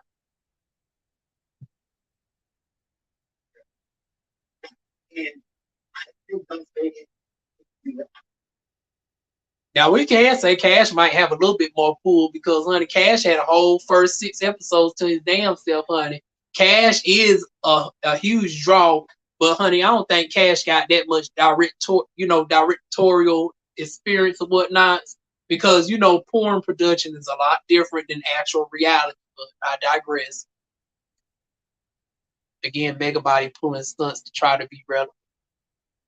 Yeah, it's like it's a huge. Now I won't say relevant because at the end of the day, ain't none of these girls really more known than the other. Because the only person that's really a standout is darn on Rico. We already knew who Rico was, and we already knew who Cash was. Everybody else is total strangers. They all on equal darn going playing fields.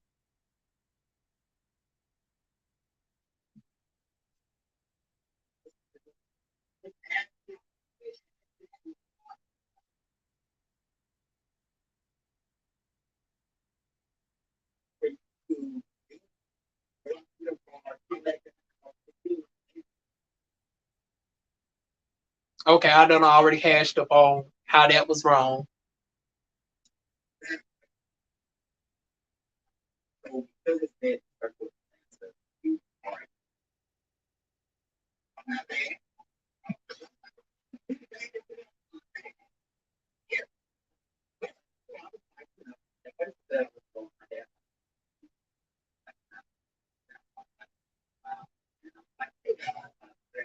Oh, okay. So now we get the revelation. Now, to whoever Megabody's father is, now, bitch, I don't feel bad for you. Well, no, because still, we don't know if Megabody. But see, then again, the darn on shit did say invite only. Now, I gave the motherfucker a pass. I gave whoever this darn on gay father was a pass because I said, well, hell, we don't know if the father knew that there was tension between Melly B and Megabody and them or whatnot. And he was just speaking about the party. It's not like he actually invited them down there. But now we hearing that the father offered the darn pick Megabody up. Now, bitch, that's where you out of order. If the darn flyer says invite only, and it doesn't specify darn plus ones, now, bitch, why you darn trying to bring up darn plus 3? Now, bitch, that's where you all the way out of order. Now it gets a little bit convoluted because it does say the Circle Atlanta darn party. And you would naturally think, okay, well, hell, all of them are part of the damn cast. So it's the damn Circle Atlanta.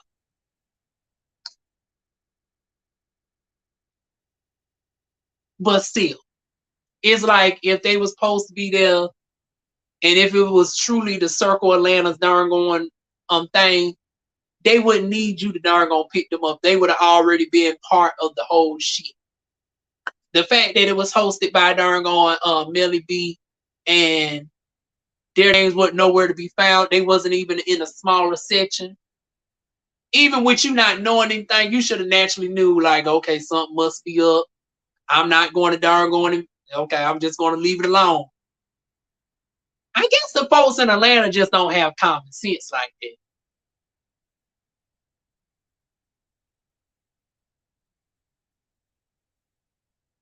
Yeah, that's why I said Melly B and Cash was the most well known people. Now Cash, now you know, Ebby, it's understandable. You know, you come from the darn on cloth, honey. I wouldn't expect anybody in the church to be real familiar with darn on Cash, honey. If you're not familiar with the darn on adult entertainment sector, honey, yeah. Cash is a very well known person because y'all know I'm the porn connoisseur. So as the porn connoisseur, honey, I naturally knew who Cash was. Cash is a legend in the darn going adult entertainment scene. But if you're not in the adult entertainment scene, yeah, Cash, you naturally would not know, honey. Yeah, honey, you one of our folks from the darn going and you know, even though I'm not Christian or whatnot, you know, I fucks with everybody. I fucks with Christians, Muslims, atheists or whatnot. Honey, you name it. Honey, hell, I even fuck with my darn witches, honey. I told y'all, honey, I ain't have no problem with Jewel over there with the spells and shit. But it was the contradictions for me, honey.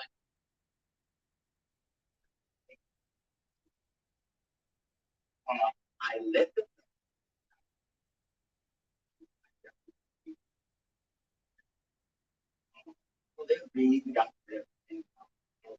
So pretty much y'all was on some bullshit. You knew your ass wasn't invited. Y'all got down there. Security turned you away at the darn on top of the stairs. Now, granted, Cash, you was running your damn mouth. You was running your mouth or whatnot.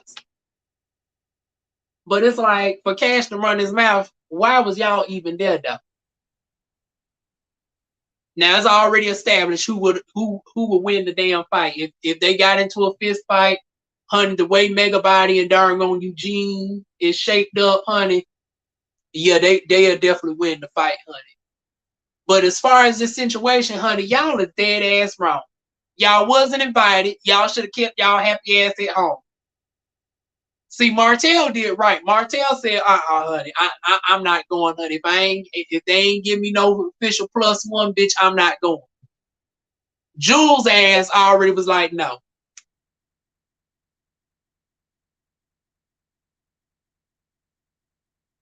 Yeah, that's what I was saying. Just just intentionally being darn tacky and uncouth.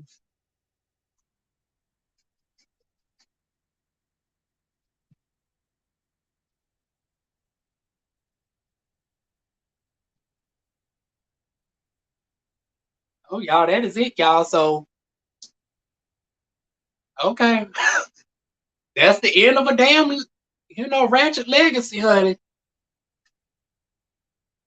Oh, y'all welcome over there. Now, I want to know who's behind this one, honey. Now, who am I specifically talking to right now? Is it one of the new people that finally got hired on at the last minute? Because if it is, I don't want to take my frustrations out on you. However, if it is indeed Lester, see, I was fixing to close this on up and they're gonna get all up on out of here. But since you have made the comment on through here, we do want to ask some questions if that's okay.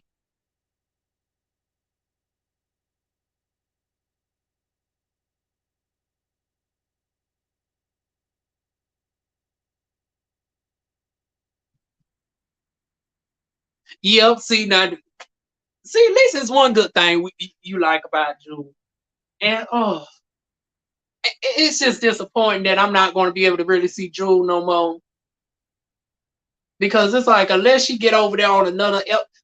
But see, now I'm thinking like, what show can we put her on? I don't. No offense, Abby, but I don't want no cisgender women over there on the darn going chasing Atlanta. And with what Jewel gives, I don't think she'll vibe too well with the girls over there on the Chasing Atlanta franchise, honey.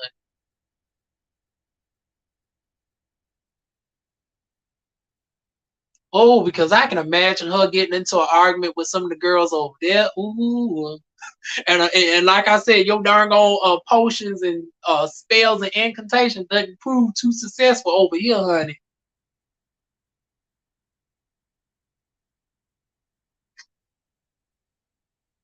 Oh Lord, now, Evan, she might grow on you if we put her in a whole different environment. Now, meanwhile, honey, now our view TV, don't think we forgot about you, honey. I'm still waiting on the answer, honey. Since you here, honey, the folks got some questions. Since this is my last video that I'm doing for y'all, honey, I want to get some questions and answer, honey. If not, honey, we just gonna end it off here. Like I said, y'all answer, was going back and forth with everybody else, honey. Come on and darn gonna answer DivaWuan's questions, honey. Why did it take a whole month to get this darn on part 2 from darn on part 1 when you told me 3 months ago that all the shit was recorded? Recorded, filmed, and just had to be put on the YouTube, honey. Nah, I'm good. She showed me who she was, and I believe. I hope. You're welcome to come. Welcome to come where?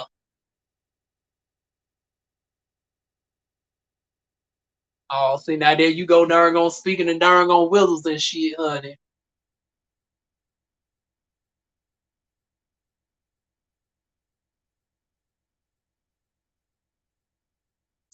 Okay, going once. Oh, now, girl. No. Now, if you don't want to answer the questions here, now we can go to a mediator, honey. Now, well, shit, I don't know nobody. See that. Well, hell, we might as well end it here because at this point, this is the end of the damn season. I'm not coming back for season 2, so I was about to say, well, we might can have somebody mediate the shit, but hell, you done alienated everybody. If this is Lester behind this, if this is Lester right now, honey, you done talk cold cash shit to Abby. You done talk shit to darn on really BTV.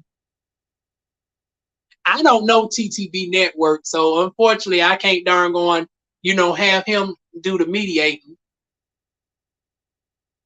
Okay, so that's pretty much cold for you. You don't want to answer the question. Okay, girl. Okay. Let it be noted. I'm just thinking it was mighty funny that you was darn on calling folks darn on liars and shit down to the TTV network and stuff. And now that I'm darn on asking the questions, all of a sudden we want to avoid darn on answering them. That's okay.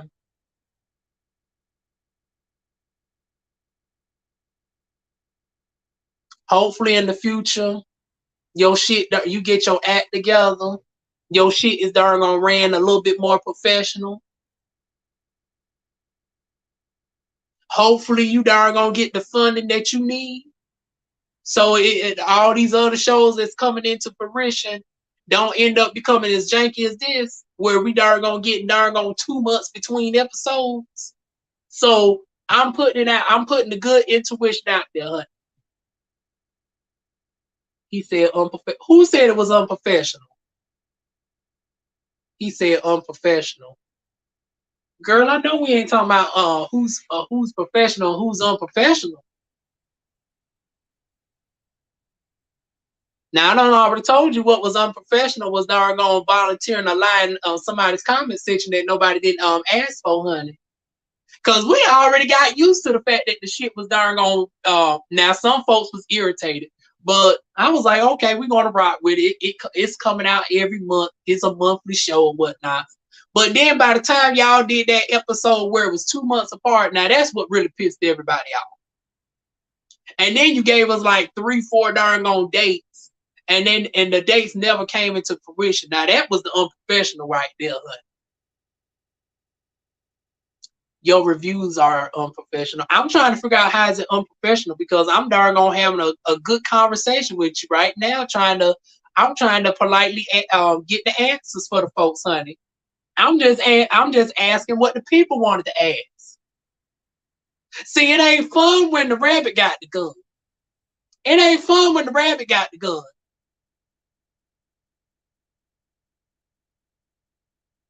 And like I said, if you want, if you feel like you can choose a mediator for this, honey, I would gladly come over and darn going, we can have the conversation with a mediator.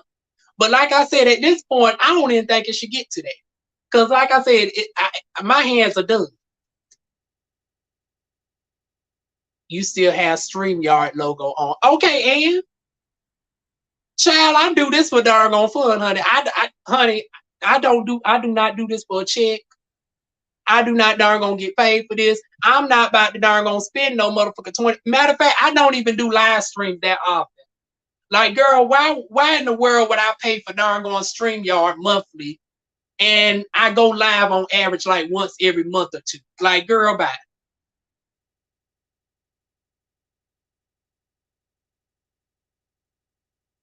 Hey, Melly B. I'm not sorry for nothing that happened this year.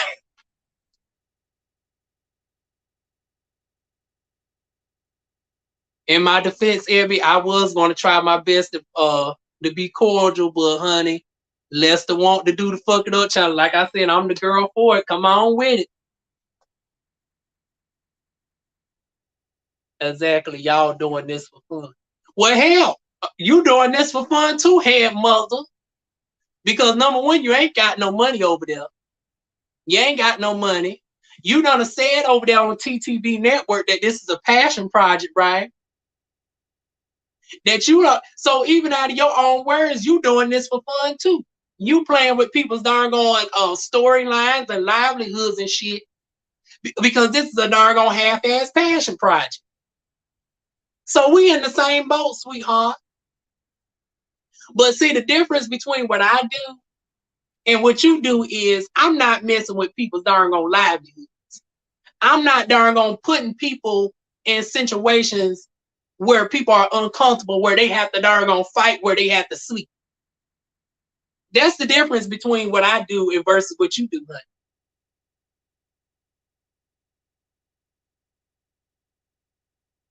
So come on back with your next rebuttal, boo.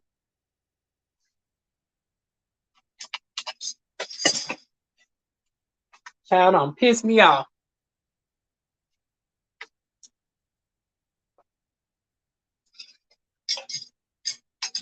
Damn food over here getting cold and shit. I done been on here for a whole hour, and you want to come in at the final damn second.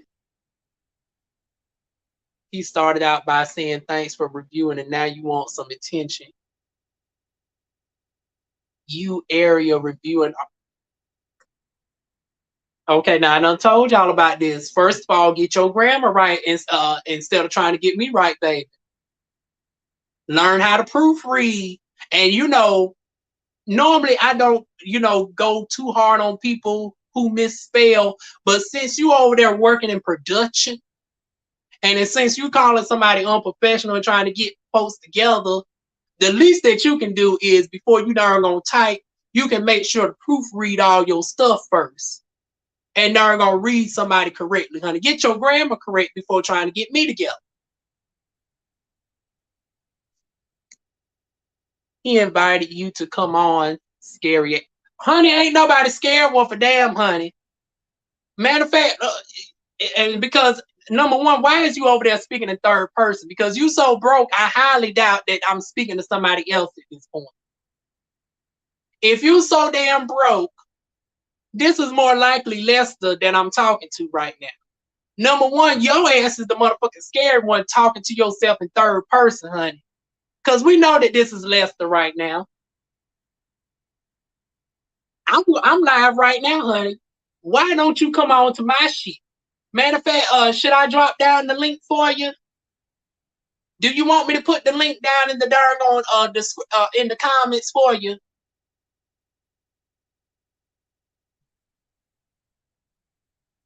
I'll wait. You talking about I should go on to your shit, but honey, I'm live right now.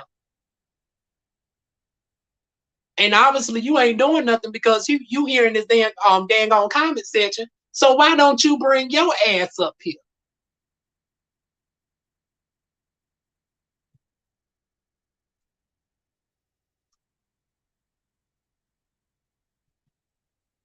Honey, shall I cue the doggone Jeopardy music, honey?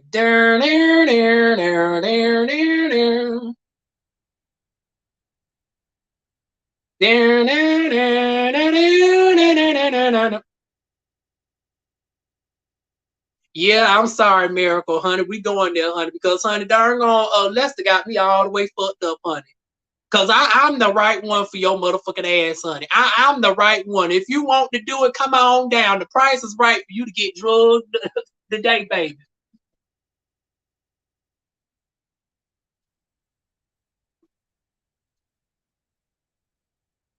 It looked like she done jumped her ass off of here. Oh no, she's still there. Let's see what she got to say now, honey. No one has time to talk about a season that just ended. We have 17 episodes that people exactly are enjoying and binge watching now. That means hard work and dedication. I'm sure he. Okay, well, can you tell me at least who am I talking to right now? Since you have time and you in my damn comment section, well, why don't you bring your ass up here since Lester don't want to, honey? Because you speaking up on his behalf, talking about somebody motherfucking scary. Bring your ass on down to the live stream, honey. I'll wait. I'll wait.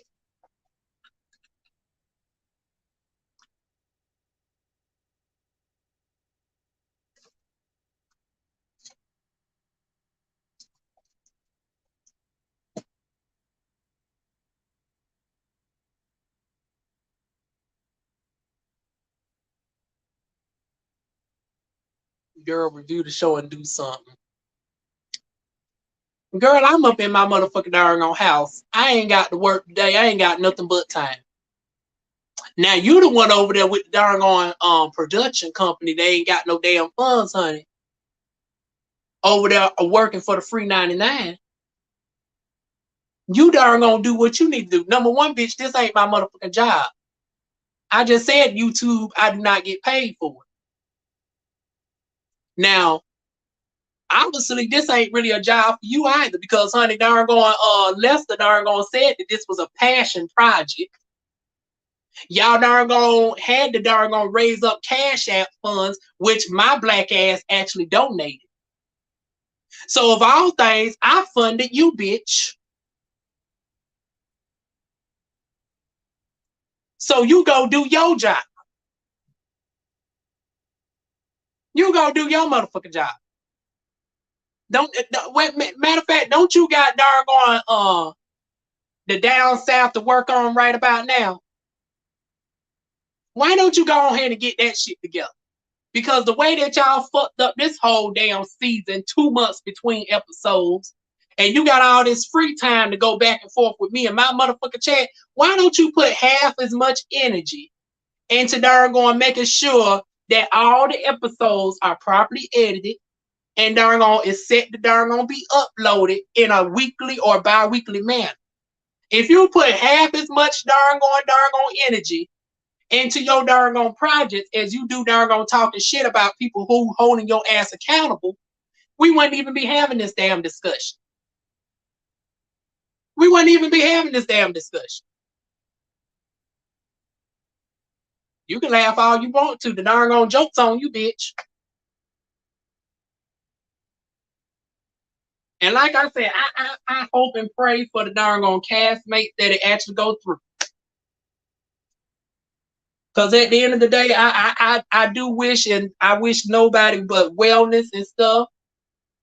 I hope like hell that they're able to doggone be successful in their endeavors, even though they got a sorry, tacky, doggone slumpy piece of a shit of a motherfucking producer. In spite of they doggone tacky ass, late ass producer, I'm still wishing success for the folks that have the doggone misfortune of having to be in your presence and doggone putting their doggone faith and you doggone depicting them properly. Even though they should see the writing on the damn wall, but that's neither here nor there. They still want to stick and roll out with your motherfucking ass. Honey, I'm just going to have to do a prayer for them, honey. I'm just going to have to do a prayer for them.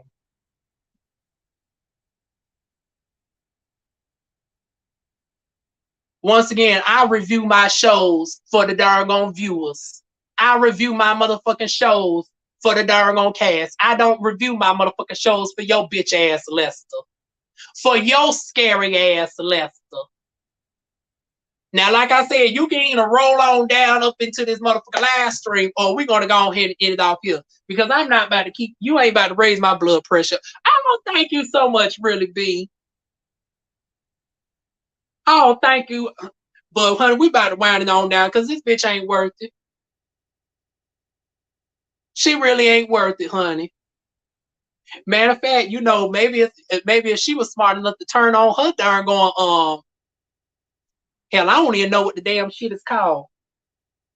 But maybe if you turn on your cash thing, maybe some folks could have donated to you, so we could have got the shit out in a properly manner, honey.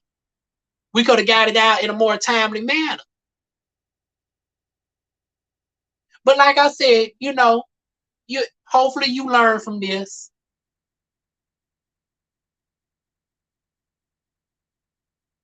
Okay, I don't see no response. It looked like she finally went off and got something. Oh, there she go. Just when I thought she finally hopped her ass off and darn on was about to, go to work, honey. At some point, it's okay to ask for donations, specifically when you have been independent and invested in your own projects for years, all successful projects. Okay, bitch, you missing the point. You missing the point. Because the point is, you didn't properly ask for donations. I donated not knowing that you needed the motherfucking money. But hell, if I knew that you really needed the money, I probably would have donated for it. But see, up until the point where I seen that there was no consistency, no matter how much money folks was donating, shit, it still wouldn't have mattered. But your problem is you never darn gone made it known that you need the money. So I'm not shaming you for darn going needing the money, girl. But then you want to turn around and say it's a passion project. Then you turn around again and say that you don't want to have no ads, even though the ads would have made it more beneficial. It would have been way more profitable for you. The ads would have been more consistent because you would have been able to have an accurate projection of the funds that is coming in. And this is sad. For somebody who claims to be doing this shit for over 10 years, you would have thought that you would have learned something about production right about now. Now, you telling me how to do my motherfucking job, which, number one, I got many different jobs, but YouTube ain't one of them. But how come I know more about your job, baby, than you know about yours? You sound crazy, especially when you don't know anything about. That's the point. No, you sound crazy because obviously I know more about darn on how marketing shit works than your ass do, even though I'm not in production. And actually, I can speak on this to a certain extent because a bitch does have a degree in marketing. So don't get too cute down in the comment section, honey. Because if anybody could have put you on game of how to market your shit, it would be the bitch who actually has the marketing degree. So, girl, don't try me, honey. Honey, go play lotto. Don't play me, baby. Maybe you're darn gonna win the Powerball and darn gonna finally have the production that you have to pay the folks. So, folks, don't be coming in last minute. And this is no shade to Rico, honey. Because, honey, if I was Rico, honey, I would have took my happy black ass to work too. I'm not getting paid one dime, and I'm having to deal with this bullshit. Honey, I would have came in at the final hour too. So I bless you and hope that you win the darn on. Well, for not too much, honey. I hope you win the $1 million on the Powerball so you can finally start paying the folks down there. You can finally darn on get you the production team that you desperately need. You won't need to ask for no damn donations, honey. So even though you in my comment section right now talking cold cash shit, I still wish darn on financial blessings onto you, bitch, because Lord knows you need it. You need it. You have not done production before, nor do I care to do it, honey. And if I do decide to do production, honey, I damn sure won't fuck it up like this. I'm walking into the office. Thank you, boo. This was entertaining and made my day. I catch the rest later. Well, it won't be too much to catch on it because Lord knows I got to get up out of here too, honey. I'm going to enjoy my day off, honey. I'm not going to allow Darn to sit because what we're not about to do is keep this back and forth going up in this darn on chat as if I did not offer you the damn link, honey. Now, you can take this darn on link or you can go on by your merry way. Because Lord knows, didn't you say you're a one-woman show? Shouldn't you darn gonna be over there darn gonna getting them clips together so we won't be having to see the episodes 2 months apart, baby?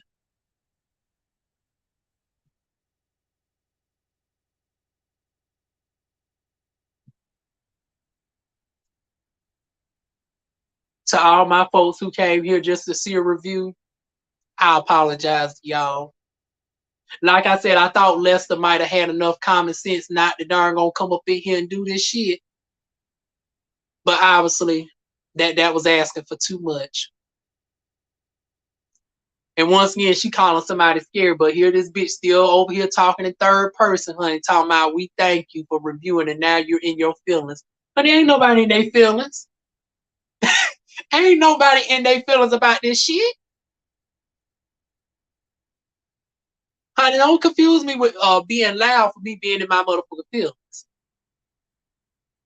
All 10 of us. Oh, it's 10 people now? Now, answer me this now. How long has it been to 10 of y'all? Because see, the more that you darn gonna start to respond, the more that y'all make y'allselves look like fools.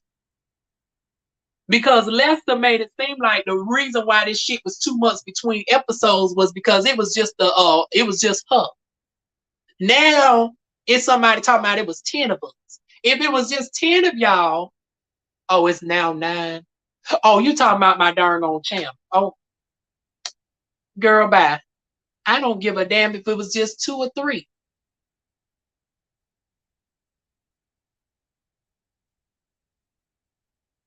Honey, I'm surprised it's still 9 up in here because Lord knows this ain't going nowhere.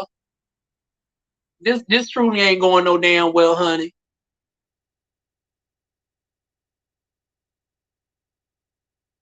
But that is it, y'all. Because obviously Lester's scary ass. She ain't gonna come up here. I done offered this bitch the link multiple times. She talking about darn gonna join her motherfucking after show. I don't know what for. For her to darn gonna cut me off mid-sentence as soon as I get her ass together. For her to darn gonna dodge the question. For her to kick me out mid-sentence. No, thank you. But this is the end of a darn gone ratchet darn going. I don't even know what to call this shit, y'all, but this is darn going season 1, part 2 of the reunion, plus a little bonus tea as y'all see, honey. He said he'll invite you on for an interview again like the other time he featured you. Honey, no thank you. You can have it. You can have it. You can have it. Because like I said, when I turn this camera off, honey, what we fixing to do tonight is we're going to darn gonna be watching a show that's actually a own game when it comes to production. We're going to be darn gonna reviewing somebody who knows how to put their shit out in a timely manner. We're going to be reviewing darn gonna Chase. I mean, well, not reviewing, but we're going to be watching Chasing Atlanta tonight. And then my darn gone review is going to be out properly on Monday. Oh, well, since I got 9 of y'all up in here, as we close on out. Now, should I go live for the Chasing Atlanta season finale? Or should I just go ahead and do the pre-record as normal?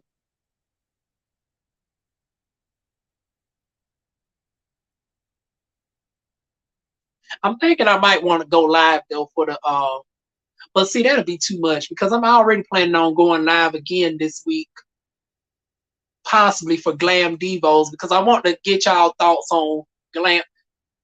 Because a part of me don't want to review the show, but another part of me, for a multitude of reasons, also do want to review the show.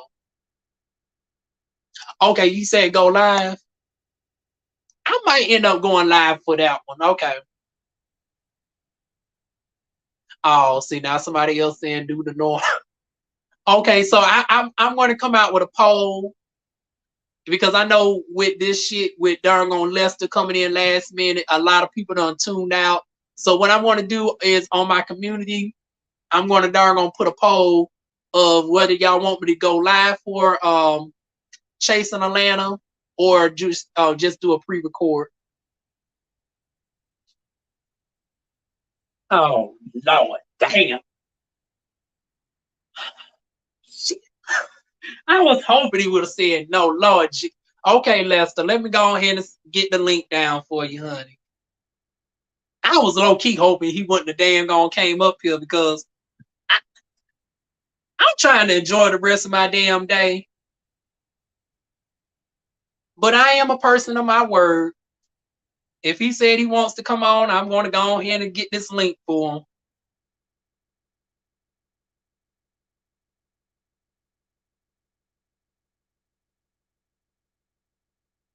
Y'all look like we about to be up in here a little bit longer. Ah, damn. I'm going to have to get some damn more water for this child.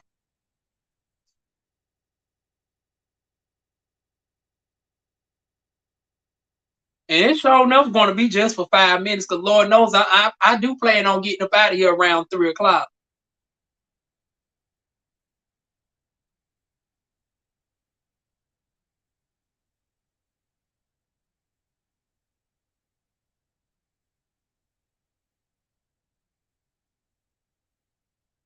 Uh-oh, y'all.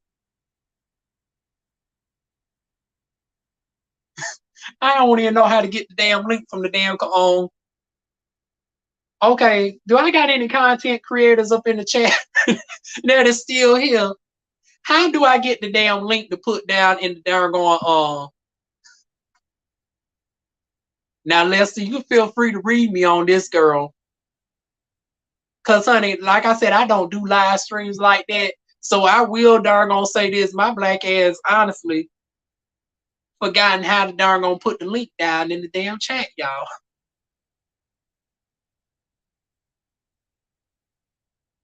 Oh shit. And then I'm recording from my phone. I'm afraid if I go out, is that gonna like disturb the damn live stream if I go out? Because I know I can pull it up from my phone, but see then I'm afraid it might darn on copy the link and put it in here and feature your comment. Well, see, that's the problem. I can't pull up my dang on.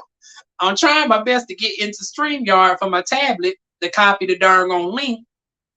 Now I'm logged in into StreamYard through my phone, but I'm wondering if I darn on go onto the window for the StreamYard, is that going to automatically pause the video?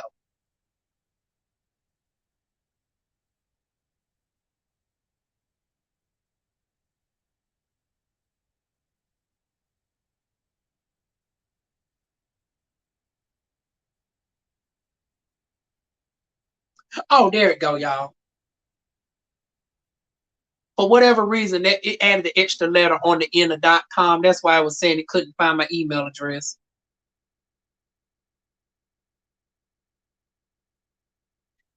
Okay, I'm waiting for the login code.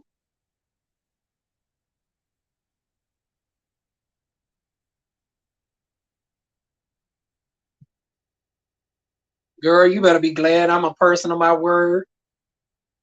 Cause I sure was fixing to get the hell up out of here.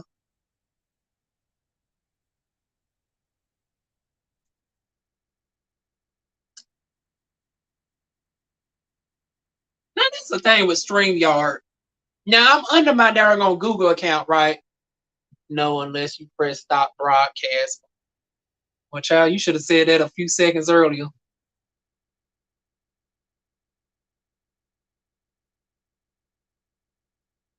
I done already logged in now for my darn on tablet.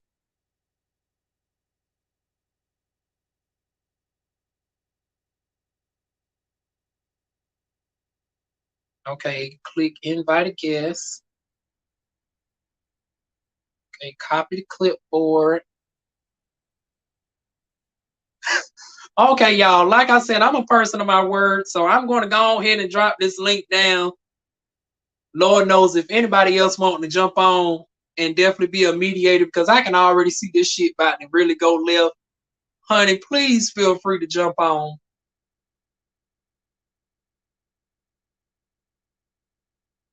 Oh shit. Okay, now the thing is, I'm trying to find my actual video right now from YouTube broadcasting so I can actually put this shit in the comment section. And this goes to show you that I obviously do not do live streams because I am really struggling right now just to put this darn going shit in the comment section. Oh, thank God, Abby. Abby, Lester wants to come on. I am having a hard time trying to give him the link. It took me 5 minutes to log into my tablet.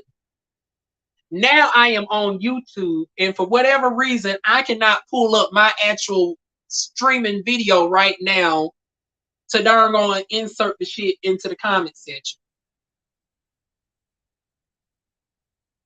I'm trying to figure out, like, why is it just showing my pre-recorded videos instead of the live stream?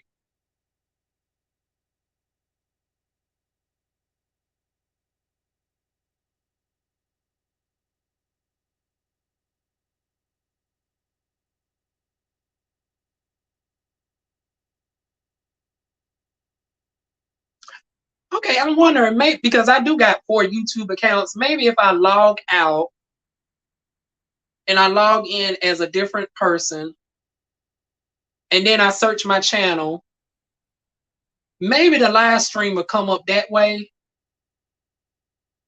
Oh, there it go, y'all. So what I had to do was I had to switch over to my business account and, well, not my business, but my business channel. So now we about to drop it in the chat, y'all.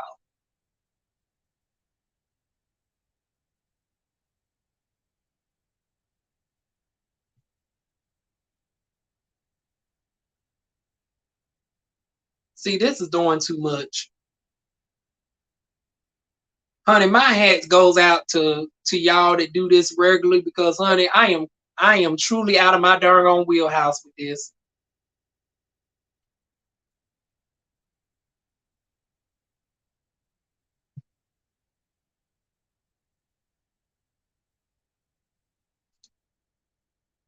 Okay, so now here's another question.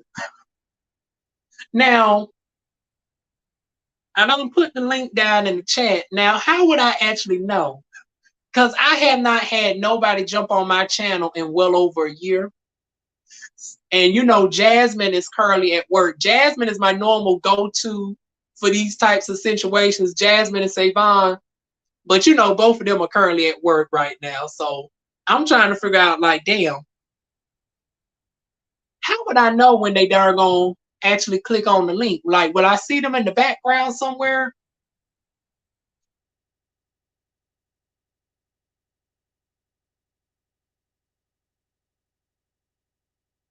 I actually just dropped it in the chat. Y'all can't see it.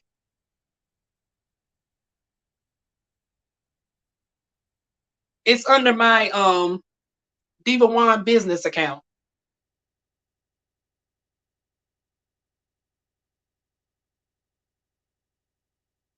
Oh, you see them and add them to the stream. Okay, let me go back into StreamYard real quick. Lord knows, I hope this does not cut us off, y'all.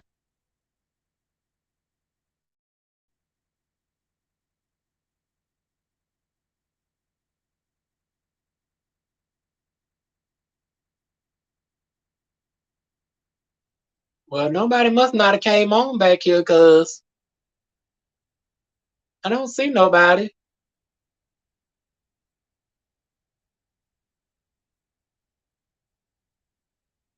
Child, you know what?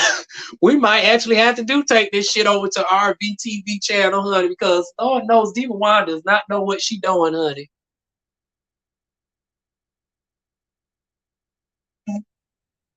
Just DM the link. You know what? That's a good thing too. I could DM y'all the link.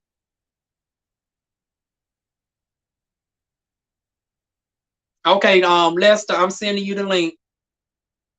Now, Abby, if you want to come on through and be the mediator, honey, I can darn gonna send you the link too, because Lord knows. I can already tell this is fixing to be some shit. I supposed been up off this shit an hour ago.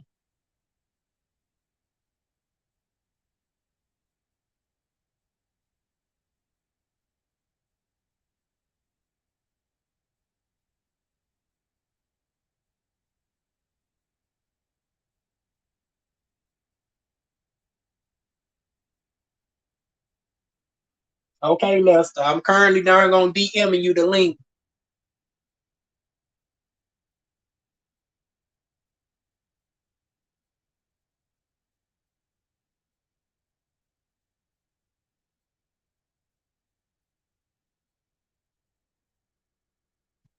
Oh, I think I see a message coming in from you, Abby.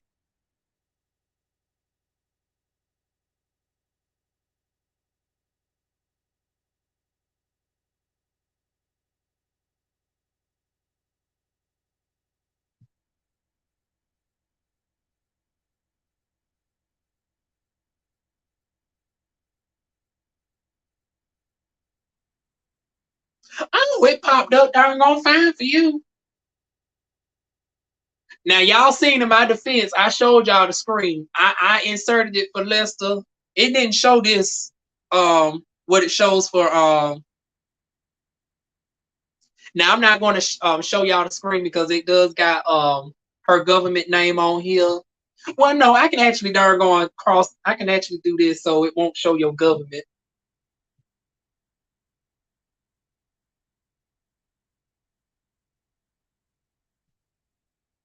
Oh, now I see it. Okay, I see the guest right here. Oh, every girl, where? Every where you at, girl? Now, lest I want to keep my word, but honey, Lord knows I'm going to wait for Evie to pop up in here too. Okay, shoot. Here we go.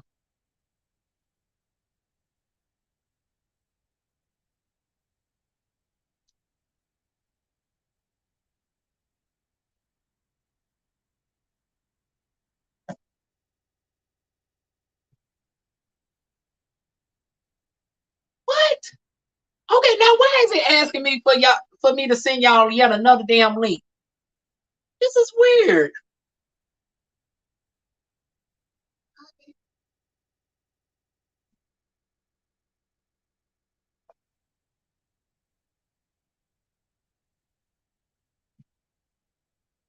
Do I click on y'all image and say, okay, now I'm seeing the options. Okay. Add. Okay, I'm assuming I click add to stream. Yes. Oh, there you go. I'm trying to holler instructions at you from behind me. You can't hear me.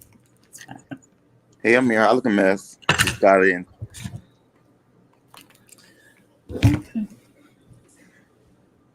Oh, now I see y'all, but I can't hear y'all. Can you hear me? It's on my end.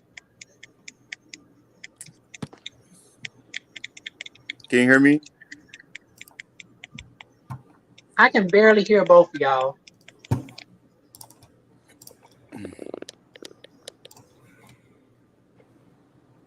Okay, now I think everything's good. Can you hear me? Okay, y'all good. Okay. All right. Go ahead, ask your questions. I'm just here to referee. Be quiet. Okay, the floor is yours, Lester.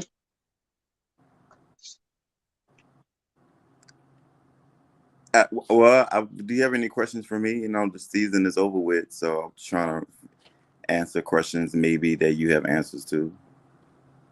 Okay, and I say this respect because I think you think I was hounding on you to be malicious, and that was never the point. But what irked me was when you got to the point of lying to us as the reviewers. Because you said there was a certain point where the final episodes were already edited and they just had to be uploaded. And you said that to us around episode 11. But we still got 2 months between episodes. Okay. So if you feel as though that I lied to you, I apologize. I from the beginning, me, Jamar, and other producers created a group chat for the bloggers to keep the bloggers updated even more than the viewers. And every time when any life actions happen to me, I made sure to contact the viewer, the bloggers group that we created first, and also the cast, and that's including life situations that happen to the editor, which is the person who edits our videos, and that's me. When I had a car accident, I didn't let the world know. I let y'all know, hey, I'm in a car accident and I'm not able to do anything. When I had to go down to Houston to help my sister with the hurricane that happened last year because she had to evacuate New Orleans, and that took time for me editing. When you have an independent production with no funding and you have to use your own resources that I have been doing for years, I think at some point it's kind of like hard to not keep using your money to produce your own products when you ask the audience and the people who have been wanting to see the show for the simple donations. We don't beg at over here. We just simply ask. Maybe that's the reason why you haven't seen a post, because we don't. I just maybe make 1 or 2 posts throughout the season, but at the same time, um, that happens. Working with an independent production that is not on a level of MTV, CBS, you have one editor, and that's the real side of things when you're dealing with this production. At the beginning, we did have money, and most of that money went in towards the production of the show.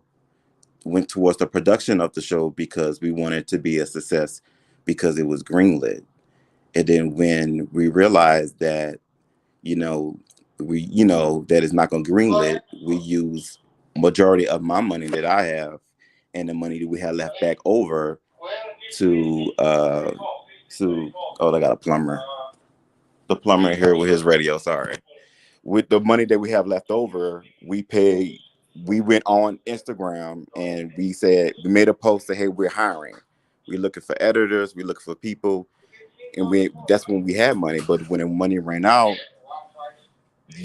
when you are the EP and the editor, the only editor, you just have to use your own self to be able to make sure the project is done and over.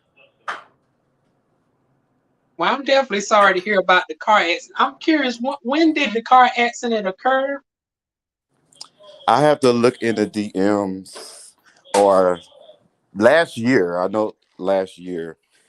I got the pictures of it. Was a very traumatic moment for me. I literally went through a mental breakdown and I was dealing with a lot of stuff mentally. And then to recover from that, that's why every time when y'all see me happy about, oh, at least I got this and that, because realistically, it's a miracle that I even finished the season. So if I kind of brush it off and say, hey, it's not that serious, stuff like that, because I went through a lot to even make this a success. And that's me of maybe my mechanism of trying to be in a great mental space, keep smiling and staying positive, because the Circle Atlanta is not the end for me and not the end for people who is involved. There's going to be a continuation.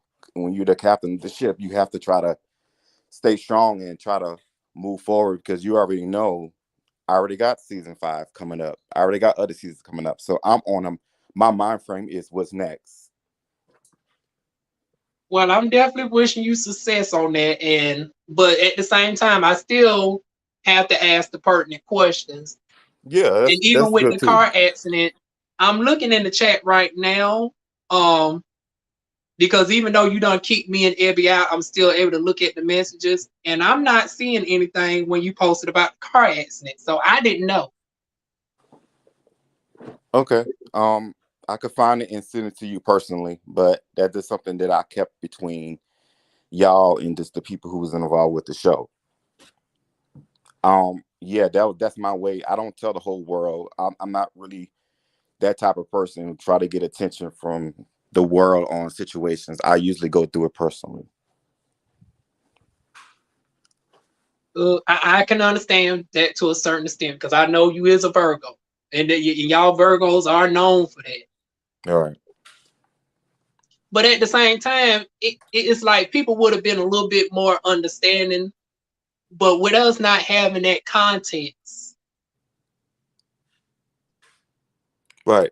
But I did let y'all know, hey, you guys, it's not going to be every week. It's not going to be bi-weekly. Realistically, this show is going to come out probably every 4 weeks. And I was honest with telling y'all that. Average of 4 weeks. And I have 17 episodes up. And yes, it's been 12 months. So when you do the calculations, average of each episode came out 4 weeks. So I honestly, I'm okay with the criticism because at the same time, if I can't take criticism from viewers and stuff like that who watch my content today, how can I, take the Hollywood viewers and people all around the world? And that's understandable. I don't have an issue with that. But I think the only issue I had with the reviewers is the fact that I just wanted to be a line of professionalism for as reviewing the show. And if you don't take this seriously, or if you're just doing this for fun, I think that should be said already at the beginning.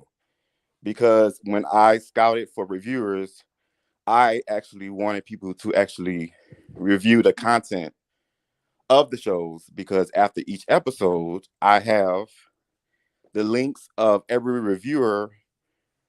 After my subscribers watch it, they can go in there and click on your reviews.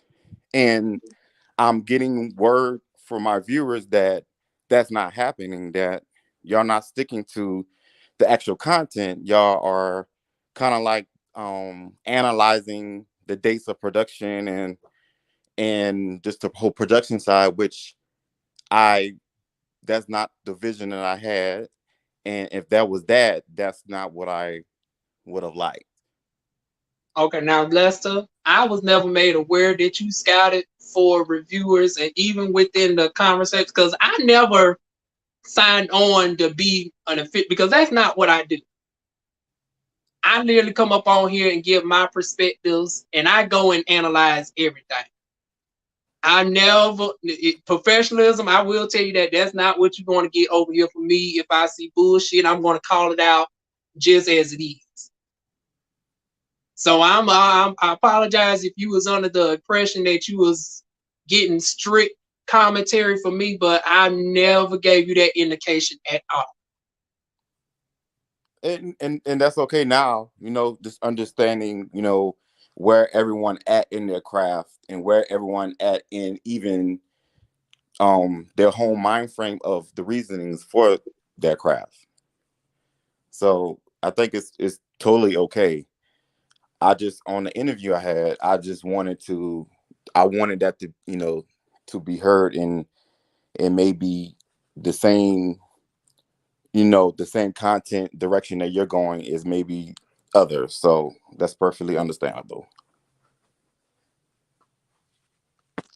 Oh, I guess we agree to this. And also, Abby, are you able to get back in? Because I do see it I says. never left. I'm still here. I've been here the whole time, honey. Oh, okay. I'm just I see quiet where because you this is said a you got kicked conversation out. between the two of y'all, and I didn't want to add in any of my 2 cents to the situation. However, I am flabbergasted that you were under the impression that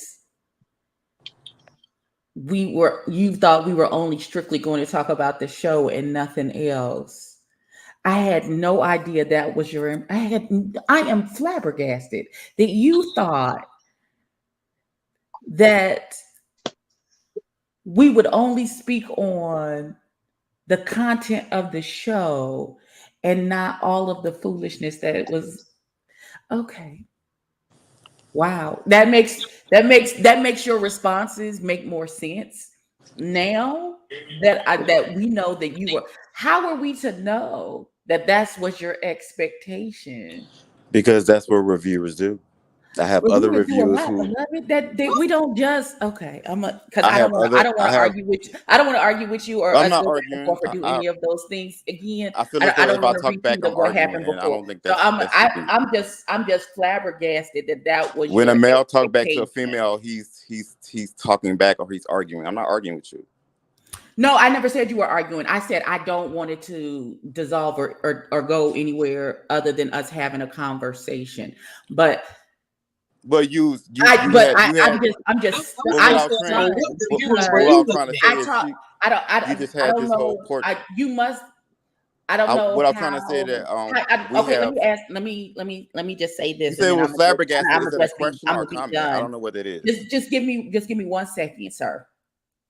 My thing is that if you see any of my reviews of a web series that comes onto the YouTubes, I will touch upon everything, like the behind the scenes product. I will speak on any of those things if those things are impacting the show. So I don't know if you got somebody gave you the wrong impression of what it is that I do in said review, so you were misled into what you thought the expectation was going to be. We were Uh, also misled. and if someone misled you, I do apologize because Okay. that's not who I Well, am. That's I not what do I do. I do accept your apology. But what I want to say is that there's no need to apologize because if that's how you review and recap your shows that you create on your channel, I totally respect that. But what I'm trying to say is I have reviewers who watch the show and I have other bloggers who actually do reviews on the show and they talk about the content and they are understanding of me telling them, hey, this is the way, this is my way of telling you, hey, it's going to take a little while. There should be a little more understanding and appreciative, or at least understanding of how I'm letting you know this is how production is. I love my show and I love how the show came out for the season. Do I wish it was done faster? Yes, because at the same Man, time, we know the name of the at the same, reviewers. what you say? Man, we know the name of the reviewers because I'm trying to figure out how is If you go on me. the episodes on one of the episodes, um uh shit, Poe's sister, Poe's sister, she does reviews the content. In other shows, maybe at the beginning they give like, hey, 1 or 2 minutes, hey, this episode is late, or here I am, or I'm late, or here I am. But at the same time, not throughout the whole entire episode, it does come distracting to the viewers. And at the same time, if I have a show and the purpose of my show is for people binge watch season 1 and 2, and they're even binge watching the Circle Atlanta right now. So if they're watching the show right now, they're not even having a comprehension that it was even a little distance between each episode. So when you are watching this on television, when you're watching this on television, where people do at home and they're watching the full season, and they have an option to watch your review 5 years from now, it's not going to be a review of the content. It's going to be a review of a person who was frustrated because of an episode being out late. That's the Mm-mm, totally difference. I got to give you some pushback on that, and I got this And that's same the why. totally difference between my content, because people actually watch the reviews because they want different perspective on the content and the storyline for the show. That's what I'm trying to say, and that's what the reviewers I thought I had behind me. And at the same time, if it's not, it's totally understandable. And that's your style. That's totally understandable and appreciated.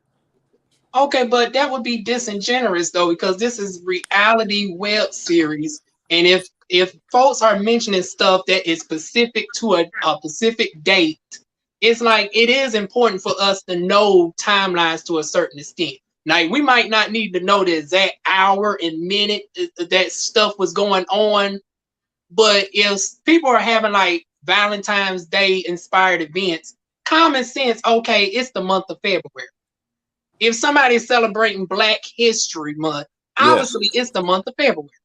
yeah, it did. I agree with that. So in my ways, and I don't normally feature, I don't normally feature holidays in my projects, but when I went into this project, I want it to be timeless because I when you don't watch know that, what. you don't really see, okay, that was last year or that was 2 years ago. It could be any Valentine's, it could be any situations, but in the actual content, I do recognize, hey, this was last week. This is what this point in the thing. This is last week at this other event. There are timelines within a project, and there has been never been an issue when people getting confused.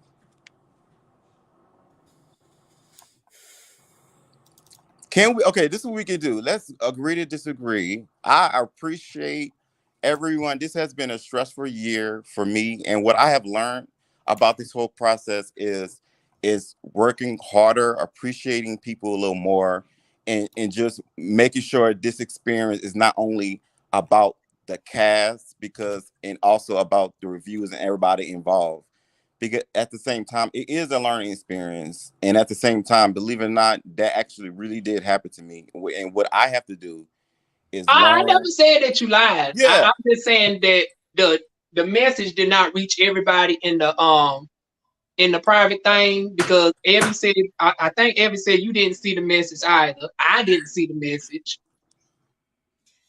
Well, I can screenshot it and send it to you if it, personally, and if I could do that in the next 10 minutes. I got my plumber in here and doing stuff. But I can definitely send it to y'all. And in this last bit, I have nothing against none of you ladies. I appreciate y'all. It's just something that we disagree with that little small thing. Other than that, I would have took it and wouldn't mind it. It was just something that I was just getting messages from people. Okay. Now, Lester, just a word of advice. I just want you to focus more in the future on community because all of this is boiling down to miscommunication. Almost like with the folks on the Dargon show, a lot of shit is miscommunication. Because Right. even with you talking about how you thought we supposed to review our styles, and I love my girl Natural Pole Sister TV, honey, but that is not indicative of how everybody does their reviews. What And makes that's our fine. reviews And that, so that's unique the is way you we reviewing it do it is our own appreciated. different ways. Yeah, the way you do, the way everyone do it is appreciated. I don't knock anyone do for what they do because at the same time, you the one who took the time out to even did it in the first place. So that is appreciated. I can't just say, hey, I did enjoy watching it, and at certain times I did give nice comments, but it was just one little thing, and that's something that I have to just learn to understand. That's your opinion, and just learn to get out of stuff like that. And I'm not going to be involved. I let my assistant do it. My assistant do it. Well, I'm glad we now got the funds over there where we managed to at least get an assistant. And somebody Right. earlier before you came in said it's a team of 10 over there now. And let me say this because I don't know if I even care, but at the same time I've been doing like your boy NewNue on my YouTube channel. It's just been about me, like blogs and stuff like that. It did me of rebranding it to Our View TV.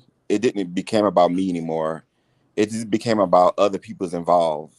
And then so that means I told myself, okay, Lester, if you're gonna rebrand your boy NewNue and for this new venture, you definitely gonna have to do things differently, change things up, and make sure you do better. And that's what I've done with Our View TV. I've got a team. I got more sponsors. And then at a certain time, like it was hard for me to even do this on my own. So with me asking for donations, it wasn't a point for me just saying, hey, I want attention or I need money. It was the fact that, hey, it's hard for a black person to ask for money, probably publicly. So it was a way for me to say, hey, I need help. But if a white person asks for donation, it becomes Now, Meta, don't give me too much, girl. if a white person asks or let's invest in him, and that's why like it's really hard. I feel like I had to work twice as harder being a black media creator, a filmmaker. It's really hard to fight, you know, on community, and then you got to prove to yourself to the white community that you exist. Like so, just bear with me. I'm going to do a lot, and at the same time, I'm trying to make sure this is a success because I believe in all the projects I have. And you know, we all, well, at least, well, I ain't gonna speak for nobody else, but I'm wishing you the success. I just had to hold you account because at one point it also felt like in one breath you was making yourself seem like you was better than some of the other shows. But it's like, now what really makes y'all too different from, let's say, Chasing Atlanta, Right. So the I likes media and all of them? It's like y'all all are in the same community. let Y'all me say started off in this. humble beginnings.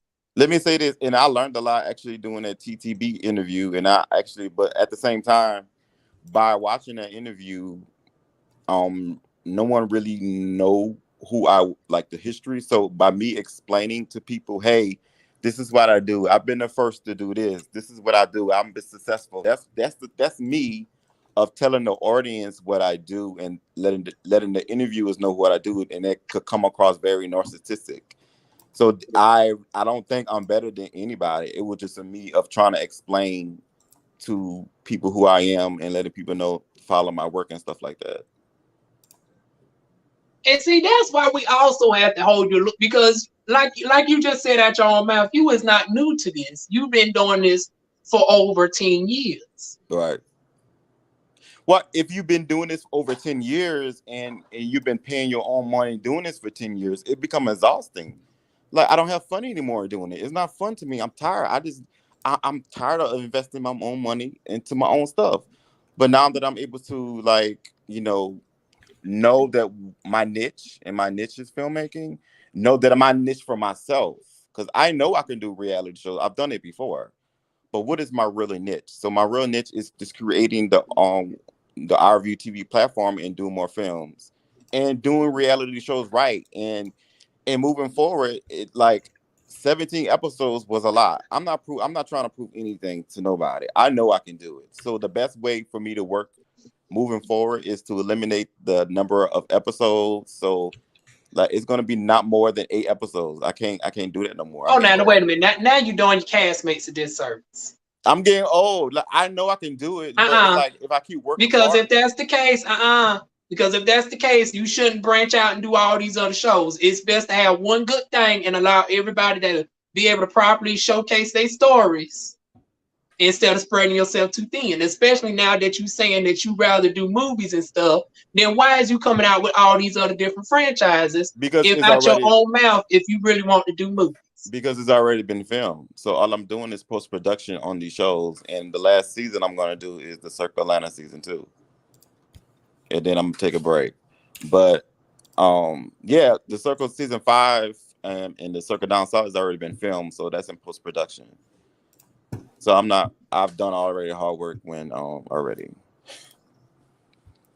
Okay, I do understand since you already filmed it. So before putting those out, are we going to wait until we actually finish editing all the episodes first and then Yes, come out with a yes. consistent schedule? Yes, on the TTB interview, I said that even now I'm not gonna give out no dates because sometimes it could be me of just overthinking things, or it could be me of trying to please the cast, or me trying to please the viewers. So at the same time, they're going to be pleased, but at the same time, I have to make sure that they even pleased and they're enjoying it. Because I want to go on vacation to Puerto Rico while the whole season is up. I want to be able to enjoy myself and have all the stress of, oh my God, when I upload this episode, I wonder if it's going to fail or not. So those are things I'm changing for myself as well to work differently. And I'm not giving out no dates until it's all edited. So even when it's all edited, I might even put the whole season up. Oh, now, what you can do with YouTube is you can upload them all in the back and then have them automatically set the schedule weekly. Right. You know what's so funny? We in the budget that we had before it went out, me and Jamar had a conversation, and we put aside $800, and we was like, we're gonna create a gift basket and send out to all the bloggers because like we really really did wanted to have like a good experience even with y'all, but shit happened, and you just gotta move forward and just learn. And I'm not just saying it just to say it. It really is learning because there's no way to go. You can't just keep doing the same errors each time. and same mistakes. So it's all about growing, and then all about just doing your best, and and just that's what Yeah, it we is. all here for the growth. And like I said, I still possibly be viewing in the bushes. We appreciate you, and then you never know, we might get greenlit again. I'm not, Rule that number be asking for one. a miracle. Rule number one in production, and what I've learned: never tell a bitch your next move.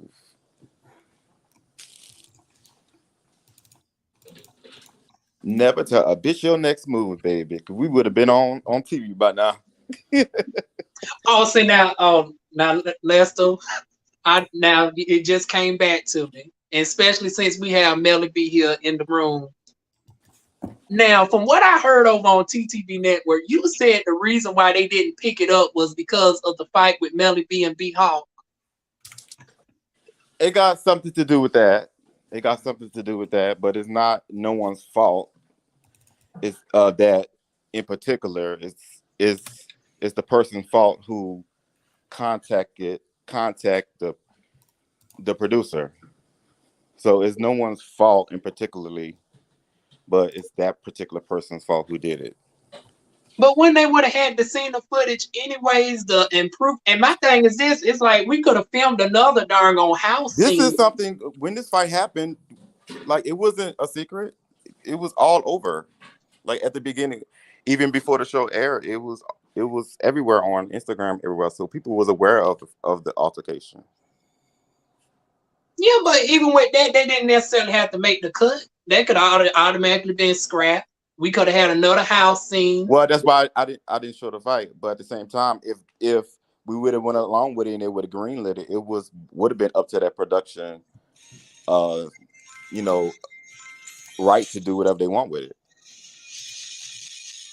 Well, see now at the moment that it started getting uploaded to YouTube, it already became apparent that it wasn't getting put on. So you might as well show on the fight at that point. But yeah, but I didn't want 5 years and 10 years now in one and have different conversations with people that was involved. It's different from 5 years. 5 years, 10 years could be a difference because people are bench watching season one, and they're acting like it's they arguing with in the comments like it's going on now. So I just wanted to be something that people could to go back and say, okay, I'm glad you didn't include that.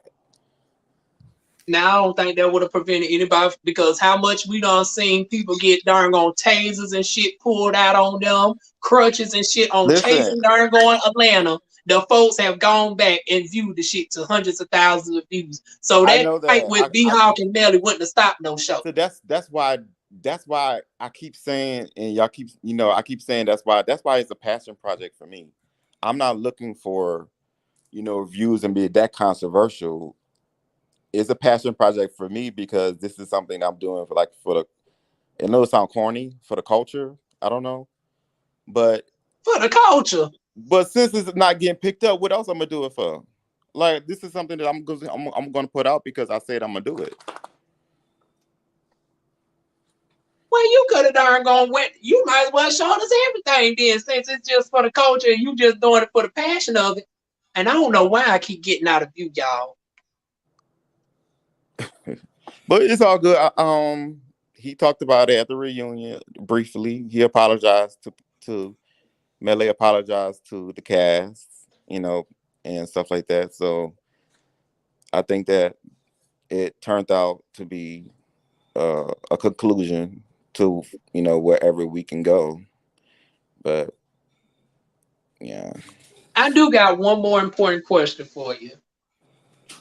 if we Now, would have done a if we would have Melly, done a reunion, there would never be a reunion. If we would never done a reunion at that time, that reunion would never happen. oh no, it wasn't going to be, the question wasn't concerning the reunion. Oh, okay. It was concerning the house with the fight. Mm-hmm. Now, Melly B said that she informed everybody 24 hours in advance that B Hawk ass better not be up in the house. Now, you trying to, keep this professional and all this. If you already knew it was that much animosity and you was given 24 hours notice, why did you allow B Hawk to sashay up in the door? And this ain't nothing against B Hawk. I love B Hawk and all, but just keeping a spade, you should have turned B Hawk around at the door. Okay. I invited B Hawk and I did not care. Oh, so you admit that you personally invited B Hawk? I'm a producer. I invited B Hawk to be a part of the house because that's what a producer do. Okay, now was B Hawk aware that Melly B was coming to the house? Yeah, when they remember the episode, the extra episode we added, they went on Jewel and B Hawk went on whatever, a restaurant, and they talked about it. So it's something that is on episode 12. But yeah, it's a part of it. So it's me, Ashley Breeze, Wesley Henderson, 5 other. We have producers that plan out the whole season ahead of time, and we plan to, hey, I'm gonna have B Hawk to come. So it's not even 24 hours before. Yeah, the cast will know that, but I knew that B Hawk and Melly B had issues and friction in the past, so putting them in Did that you know about situation. the physical threats that B Hawk? Well, obviously you knew because you included the clips of B Hawk Yeah, so threatening. it's all about Melly B, his involvements and relationships with the cast involved, their conversations leading up to the fight. So all that takes in consideration as well, because that's what actually happened in the actual content. What I've done is just invited B Hawk to the house to be in a situation and could possibly start some drama that's needed for a reality show that has been the history of all reality shows, put people in on awkward situations. So when that happened, it's up to them to decide what they want to do. And it's up to the other cast members to influence or give them advice of what to do. So Now, after that situation happened, it's about the aftermath and about the conversations involved around that. okay, I understand all that, but I do got to call out. You just contradicted yourself. About what? Because you just said now the point of your show was that you was not bad boy, because you made an adamant that we cannot be compared to bad boys and all this, that, and the third. But you said that you invited B Hawk. You was aware of the threats and shit that was going back and forth. You said you didn't mind them darn on starting the shit off. And now that the shit backfired, and it did, and the result was it didn't get picked up for a show. Mm-hmm. All of a sudden, now you want to say you above the fray, but you was the with only the shit mistake when it I was think happening. the only mistake I made is inviting B Hawk on that night. Yeah, I even told the cast that the mistake I made is putting her in on the first night. I even told B Hawk that, even Melly that. So inviting B Hawk maybe on the second night probably would have been more. I probably would get more. I would have got probably more content the first night of them just leading up to her arrival.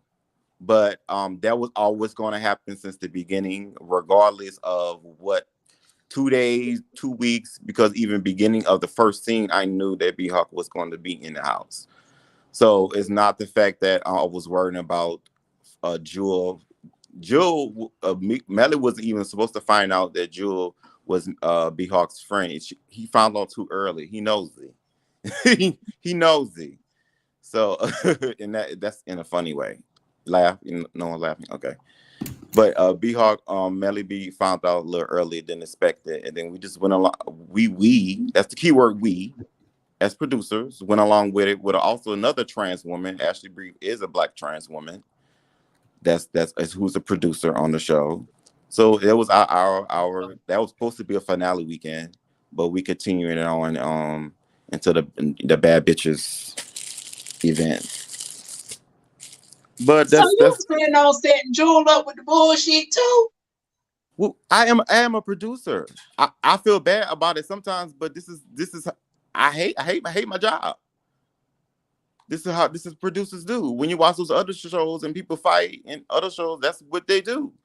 But Okay, unfortunately, that's that's what fine, happened. but see, and we would have let you pass for that because Lord knows I watch all of it. I watch darn on Bad Boys. I watch Love and Hip Hop. So I'm not saying that I'm above watching some Ratchet and Fool and fucking Right, Victory because as it darn never on Porter's happened Rock on the say. circle But before. you came So up on here and said you was above this, and now we find out that who said you it was was really. above this? Above what? Who said that? I You just said basically say that because you keep implying that you want to be remembered and you don't want to be deemed ratchet and shit. But now you darn who on said implying that that? I you was on season 1 and 2 being messy. What are you talking about?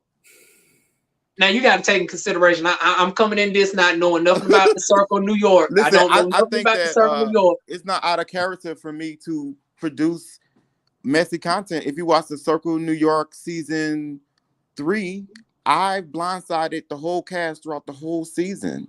Like Oh, so you have a history of this. that was my blind. I never any other season. I never blindsided. On season 3, I just blindsided people, and then on a reunion, people was admitting they was blindsided, and that was just that was a way of me trying to practice my producer skills to see what can I do and what kind of stuff like that. And I was getting notes from other reality shows on television and getting inspired, but each season hasn't been like that. But I've set up people. This is not out of my character.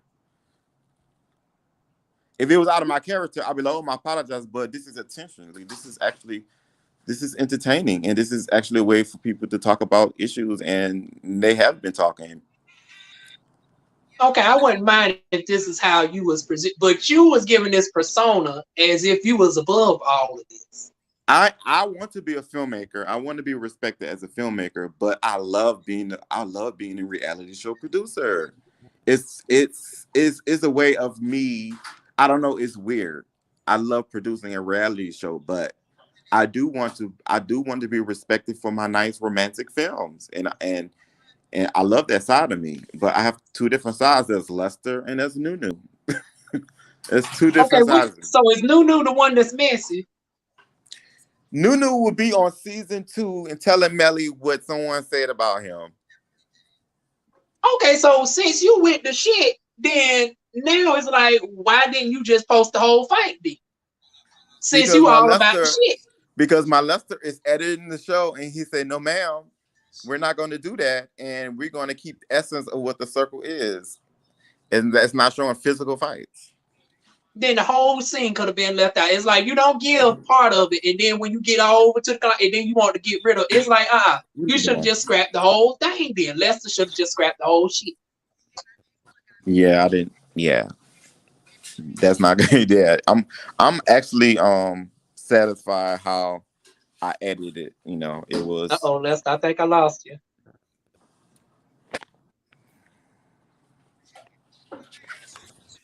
I'm here. Is anybody still there? I'm here.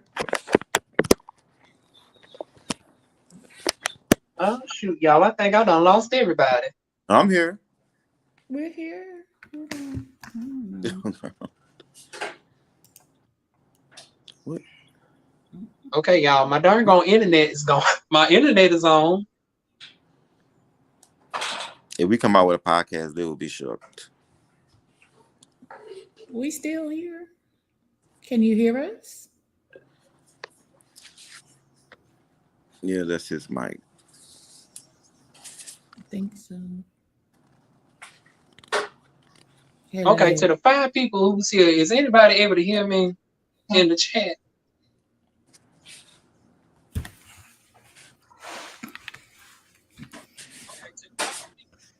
Yeah.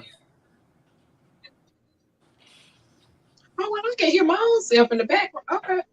But you can't hear us. Okay, y'all. Look like we done lost Celeste mid-sentence. Although we ain't supposed to be in here this long any damn way. So I thank Lester for coming on. I'm gonna give him a few. We on. We still here. We can hear you. Lester, are you able to type in the comments? Lord.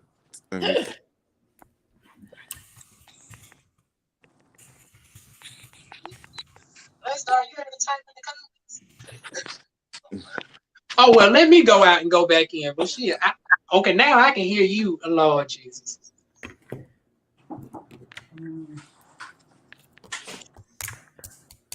I don't know why I can't hear him. Fix it, Holy Ghost. Oh Lord. Pardon the technical difficulties. Jehovah Jireh. All right. So the next project is the Circle Down South. Okay, And y'all. when is that? Maybe that'll work. Can you hear us now? Hello? Is Lester speaking now, y'all? Yes. Lord.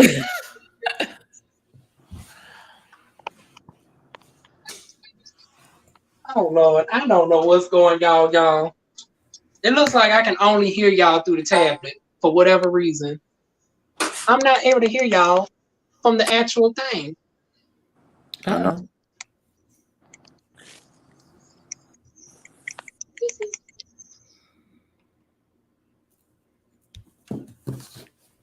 Okay, I think I got it. Can one of y'all say something? Can you hear us now? Okay, now I hear y'all. Okay. I guess my phone is saying it's over it because it done muted itself multiple times. Lord have mercy. I do apologize, Lester. What was you saying before? All right. Can you hear me? I can hear you. Okay.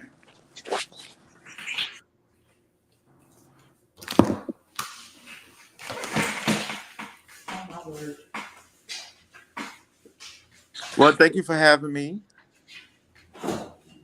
Well, I'm glad we was able to at least end this off cordially. Yeah. We just gonna have to agree to disagree on some things. Damn, already? I thought we agreed on everything. Now, I still got to call bullshit on something. I thought we was okay. I mean, we're cool, but I still got to hold you accountable on some things now. Okay. Now, the blindsiding I can't get with. I know. It's hard. Especially when you get to know people, like when they become your friends. It's so hard to do that to them. It's so hard. And that's why I was like, I can't work with friends like that no more. Okay, so for these future productions, the only thing we need Can for I you. blindside new people? What was that? Can I blindside new people? Can you blindside the people? Can I blindside new people? I'll just keep the vets alone. Well, no, it not. It's just number one when it's a situation where it can be violent like that, where people I heard that B Hawk possibly had a knife on them and all this, that, and the third. It's like when it gets to the point where people's livelihood is at risk, it's like I do think you got to darn on be like, okay, now girl, we ain't going to take it this far now. It's Right.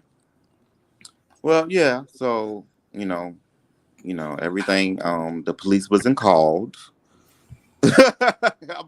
I think that's the best thing that could have happened after when they said the police wasn't called. I was like, okay, I guess we like on that night of production. I was like, okay, we got that out the way. Let's work on this. Let's work on that. So it was a level of trying to make it better. But now I am curious, since this is the type of reality TV that you do.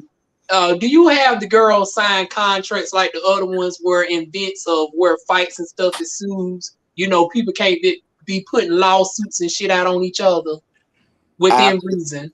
After this season, we've actually dedicated a whole law. We call it the Melly B law. We implementing this law towards future people who's going to be on the Circle, New York, and the Circle Atlanta, because he created this law, so we have to implement it. So yeah, they will do. This is a joke. Yeah, I'm sure everybody okay. Well, but we are implementing something to move forward, like from this situation. This never happened before, so dealing with this new season in New York, that this younger cast. So I am casting younger. So this is like a brand new younger generation of fighters. So I'm just Definitely have them sign the paperwork. Yeah. Yeah, and Melly make a cameo or two on the future season, so you'll definitely see more of him. But for the Circle Atlanta, he has retired. He is done. He's about to go on. He's about to go on paradise somewhere and relax. Yeah. Well, I thank you for But coming yeah, on up here. thank you for having me, and I appreciate y'all. Y'all have a good night now. You too as well. Thank goodness this actually did end it on a positive note because I thought I was going to have to gab you, honey. And thank you, Evie, for mediating because I know you probably had better things to do. It's fine. I've been working this whole time. You good, sweetheart? Wait. Hold on. You can't hear me. Hold on. Oh no, I can hear you. Okay. Yeah, it's fine. I'm always happy to help. I'm just still stunned that he thought our reviews was. He had an expectation of what our reviews were supposed to be or were going to be. I'm stunned.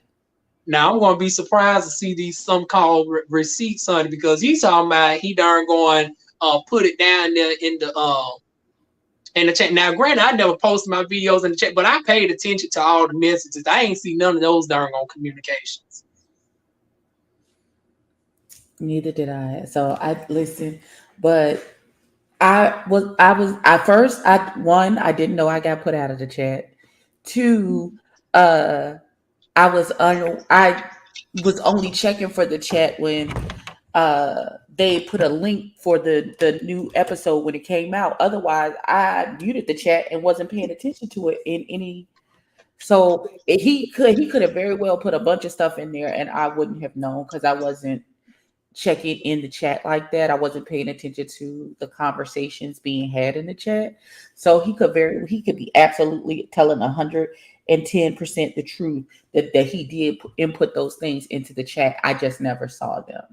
He So must have removed it because while he was mentioning it, that's what I was pulling up on my tablet. I was looking at every single message in the chat, trying to pull up where he talked about the car accident and all this. I did not see none of those messages. I only knew about the accident because he, in my personal DMs, we were having a conversation. When I posted about the last review that I did. And so there was conversation then. But other than that, and that's when he mentioned having had been in a car accident. And I said, well, I'm so sorry that you were in the accident and I'm praying for your full recovery. That's pretty much that's all I got. That's all I can say. I just don't understand why he had an expectation on how to dictate how our review, the manner in which our reviews and stuff would be formed and take. I don't. It's I not like ain't he never was. known any It's not like he reviewer. was. These were like paid reviews. Like you paid us and you say, I want you to hit this point, this point, this point to bring it back around back to the show, and you were paying for these reviews or anything like that. I honestly thought the group chat was just because we had complained so much, us and the cast, about the posting schedule that he just made the group so everybody would be in one place. So when the episodes were coming out, he would just be like, "Hey, the episode is up," so we would all know. That's what I thought That's what I was thinking. that group chat was. That's what I honestly thought it was. I didn't know he had an expectation on how our reviews would be done. Honey, I think he done got us confused with darn on the Monty Van Zant, honey. Oh, maybe. I don't. Jesus, I don't know. That's none of my business. I just don't want to. I don't want. The people already said that I'm rude and passive aggressive. So I was just trying to be as neutral as possible in this whole situation. That's it. That's all. I don't want no smoke. I'm tired. I'm old. I ain't got it to do. I am honestly all drained out. I think this is my longest live stream ever. Child, let's get out of here because I still gotta unbox this stuff I just got. So Yeah, because I thought I was going to darn on because the goal was I was planning on possibly going live again to do Glen, but y'all get that Friday. mm. Was it good? I started to watch it, but It's somewhat interesting. It's like it's certain things that stuck out to me that makes me want to look into it more.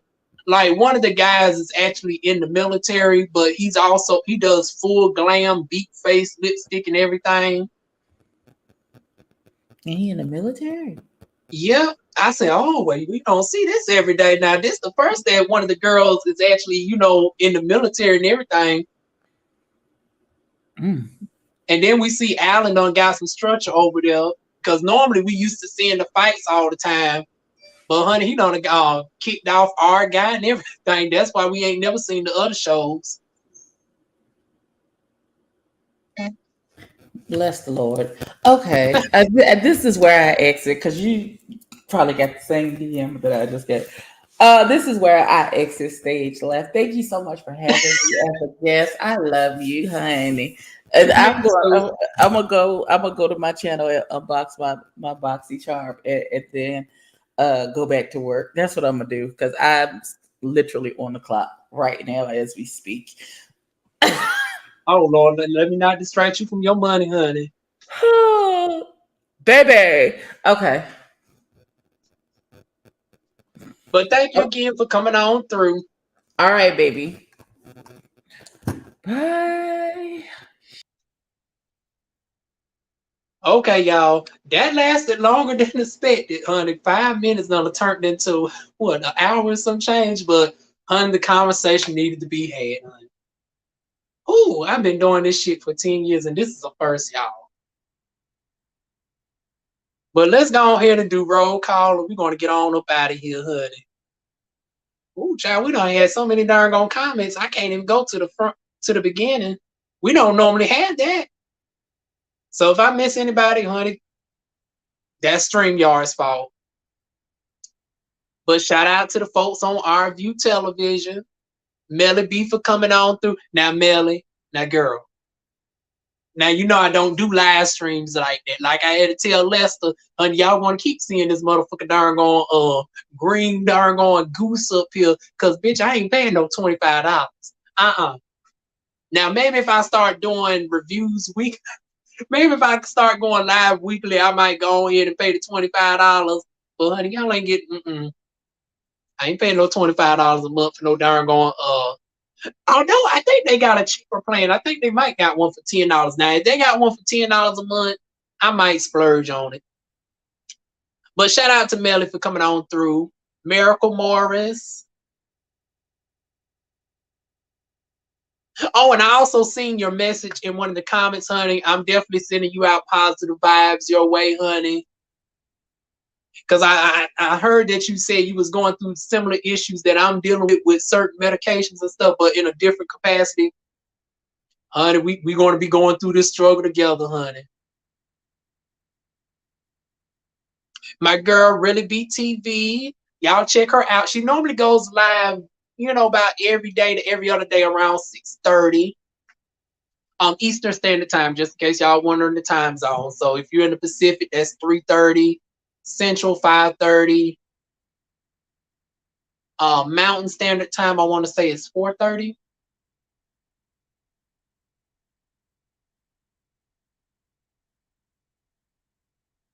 Let me make sure I don't forget anybody. We got Kanisha.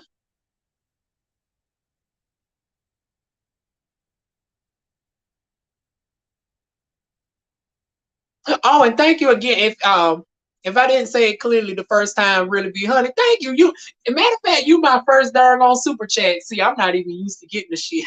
I couldn't even think of what the darn on term was for the longest, but honey darn on Really be TV's my darn on first ever super chat. But then again, like I said, I don't go live like that. But shout out to darn really be TV for the 1999. It will be going back into darn this right here, honey. Matter of fact, honey, with that 1990, well, with that $13, because you know darn YouTube takes their 30% child. So with the $13, I will go ahead and add a nice little backdrop over here, because I know y'all tired of seeing this darn plain white wall. So we'll go ahead and add a backdrop within the next 2 weeks, honey. And then last but not least, Liberation Speaks.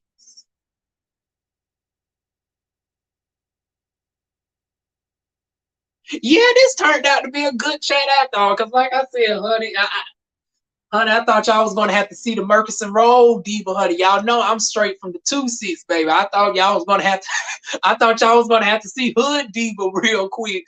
But honey, it was a good peaceful chat after all, y'all. Now that being said, I'm still not reviewing. Don't y'all ask me about the Circle Down South. I will be in the chat with y'all. And hell, I might even briefly mention here and there, but y'all, I think it's best from now on I just become a viewer with y'all. But right now the door is still closed, but it's not bolted. The door is closed, but I no longer have my pistol at the ready for them, honey. So, whew, that is it, y'all. Let me go ahead and finally get something to darn gonna eat. It is darn on 4 o'clock. We ain't supposed to be here this long. Shout out to everybody that came through. Matter of fact, I think darn going Abby might be starting up in a minute, so y'all go check her out. And I will see y'all soon with more videos. Now, also watch out for the poll, because I did say whether with the Glam Devos, some of y'all said I should just do the pre-record. Another one of y'all said I should go live. So yeah, I'm just going to do the poll on it to see if I should do the pre. Honestly, I hope y'all say pre-record, because Lord knows these live streams be draining, honey. But if y'all choose the live stream, I'll be back this Friday. But if not this Friday, we definitely got to give an update on everything that's going on with me. So we would definitely be back live. Let me go ahead and give y'all a date. If y'all don't see me this Friday, it would definitely be next Friday the 1st. So look out for another live stream at the minimum on, I want to say July 1st. Yep, at the 1st of the month.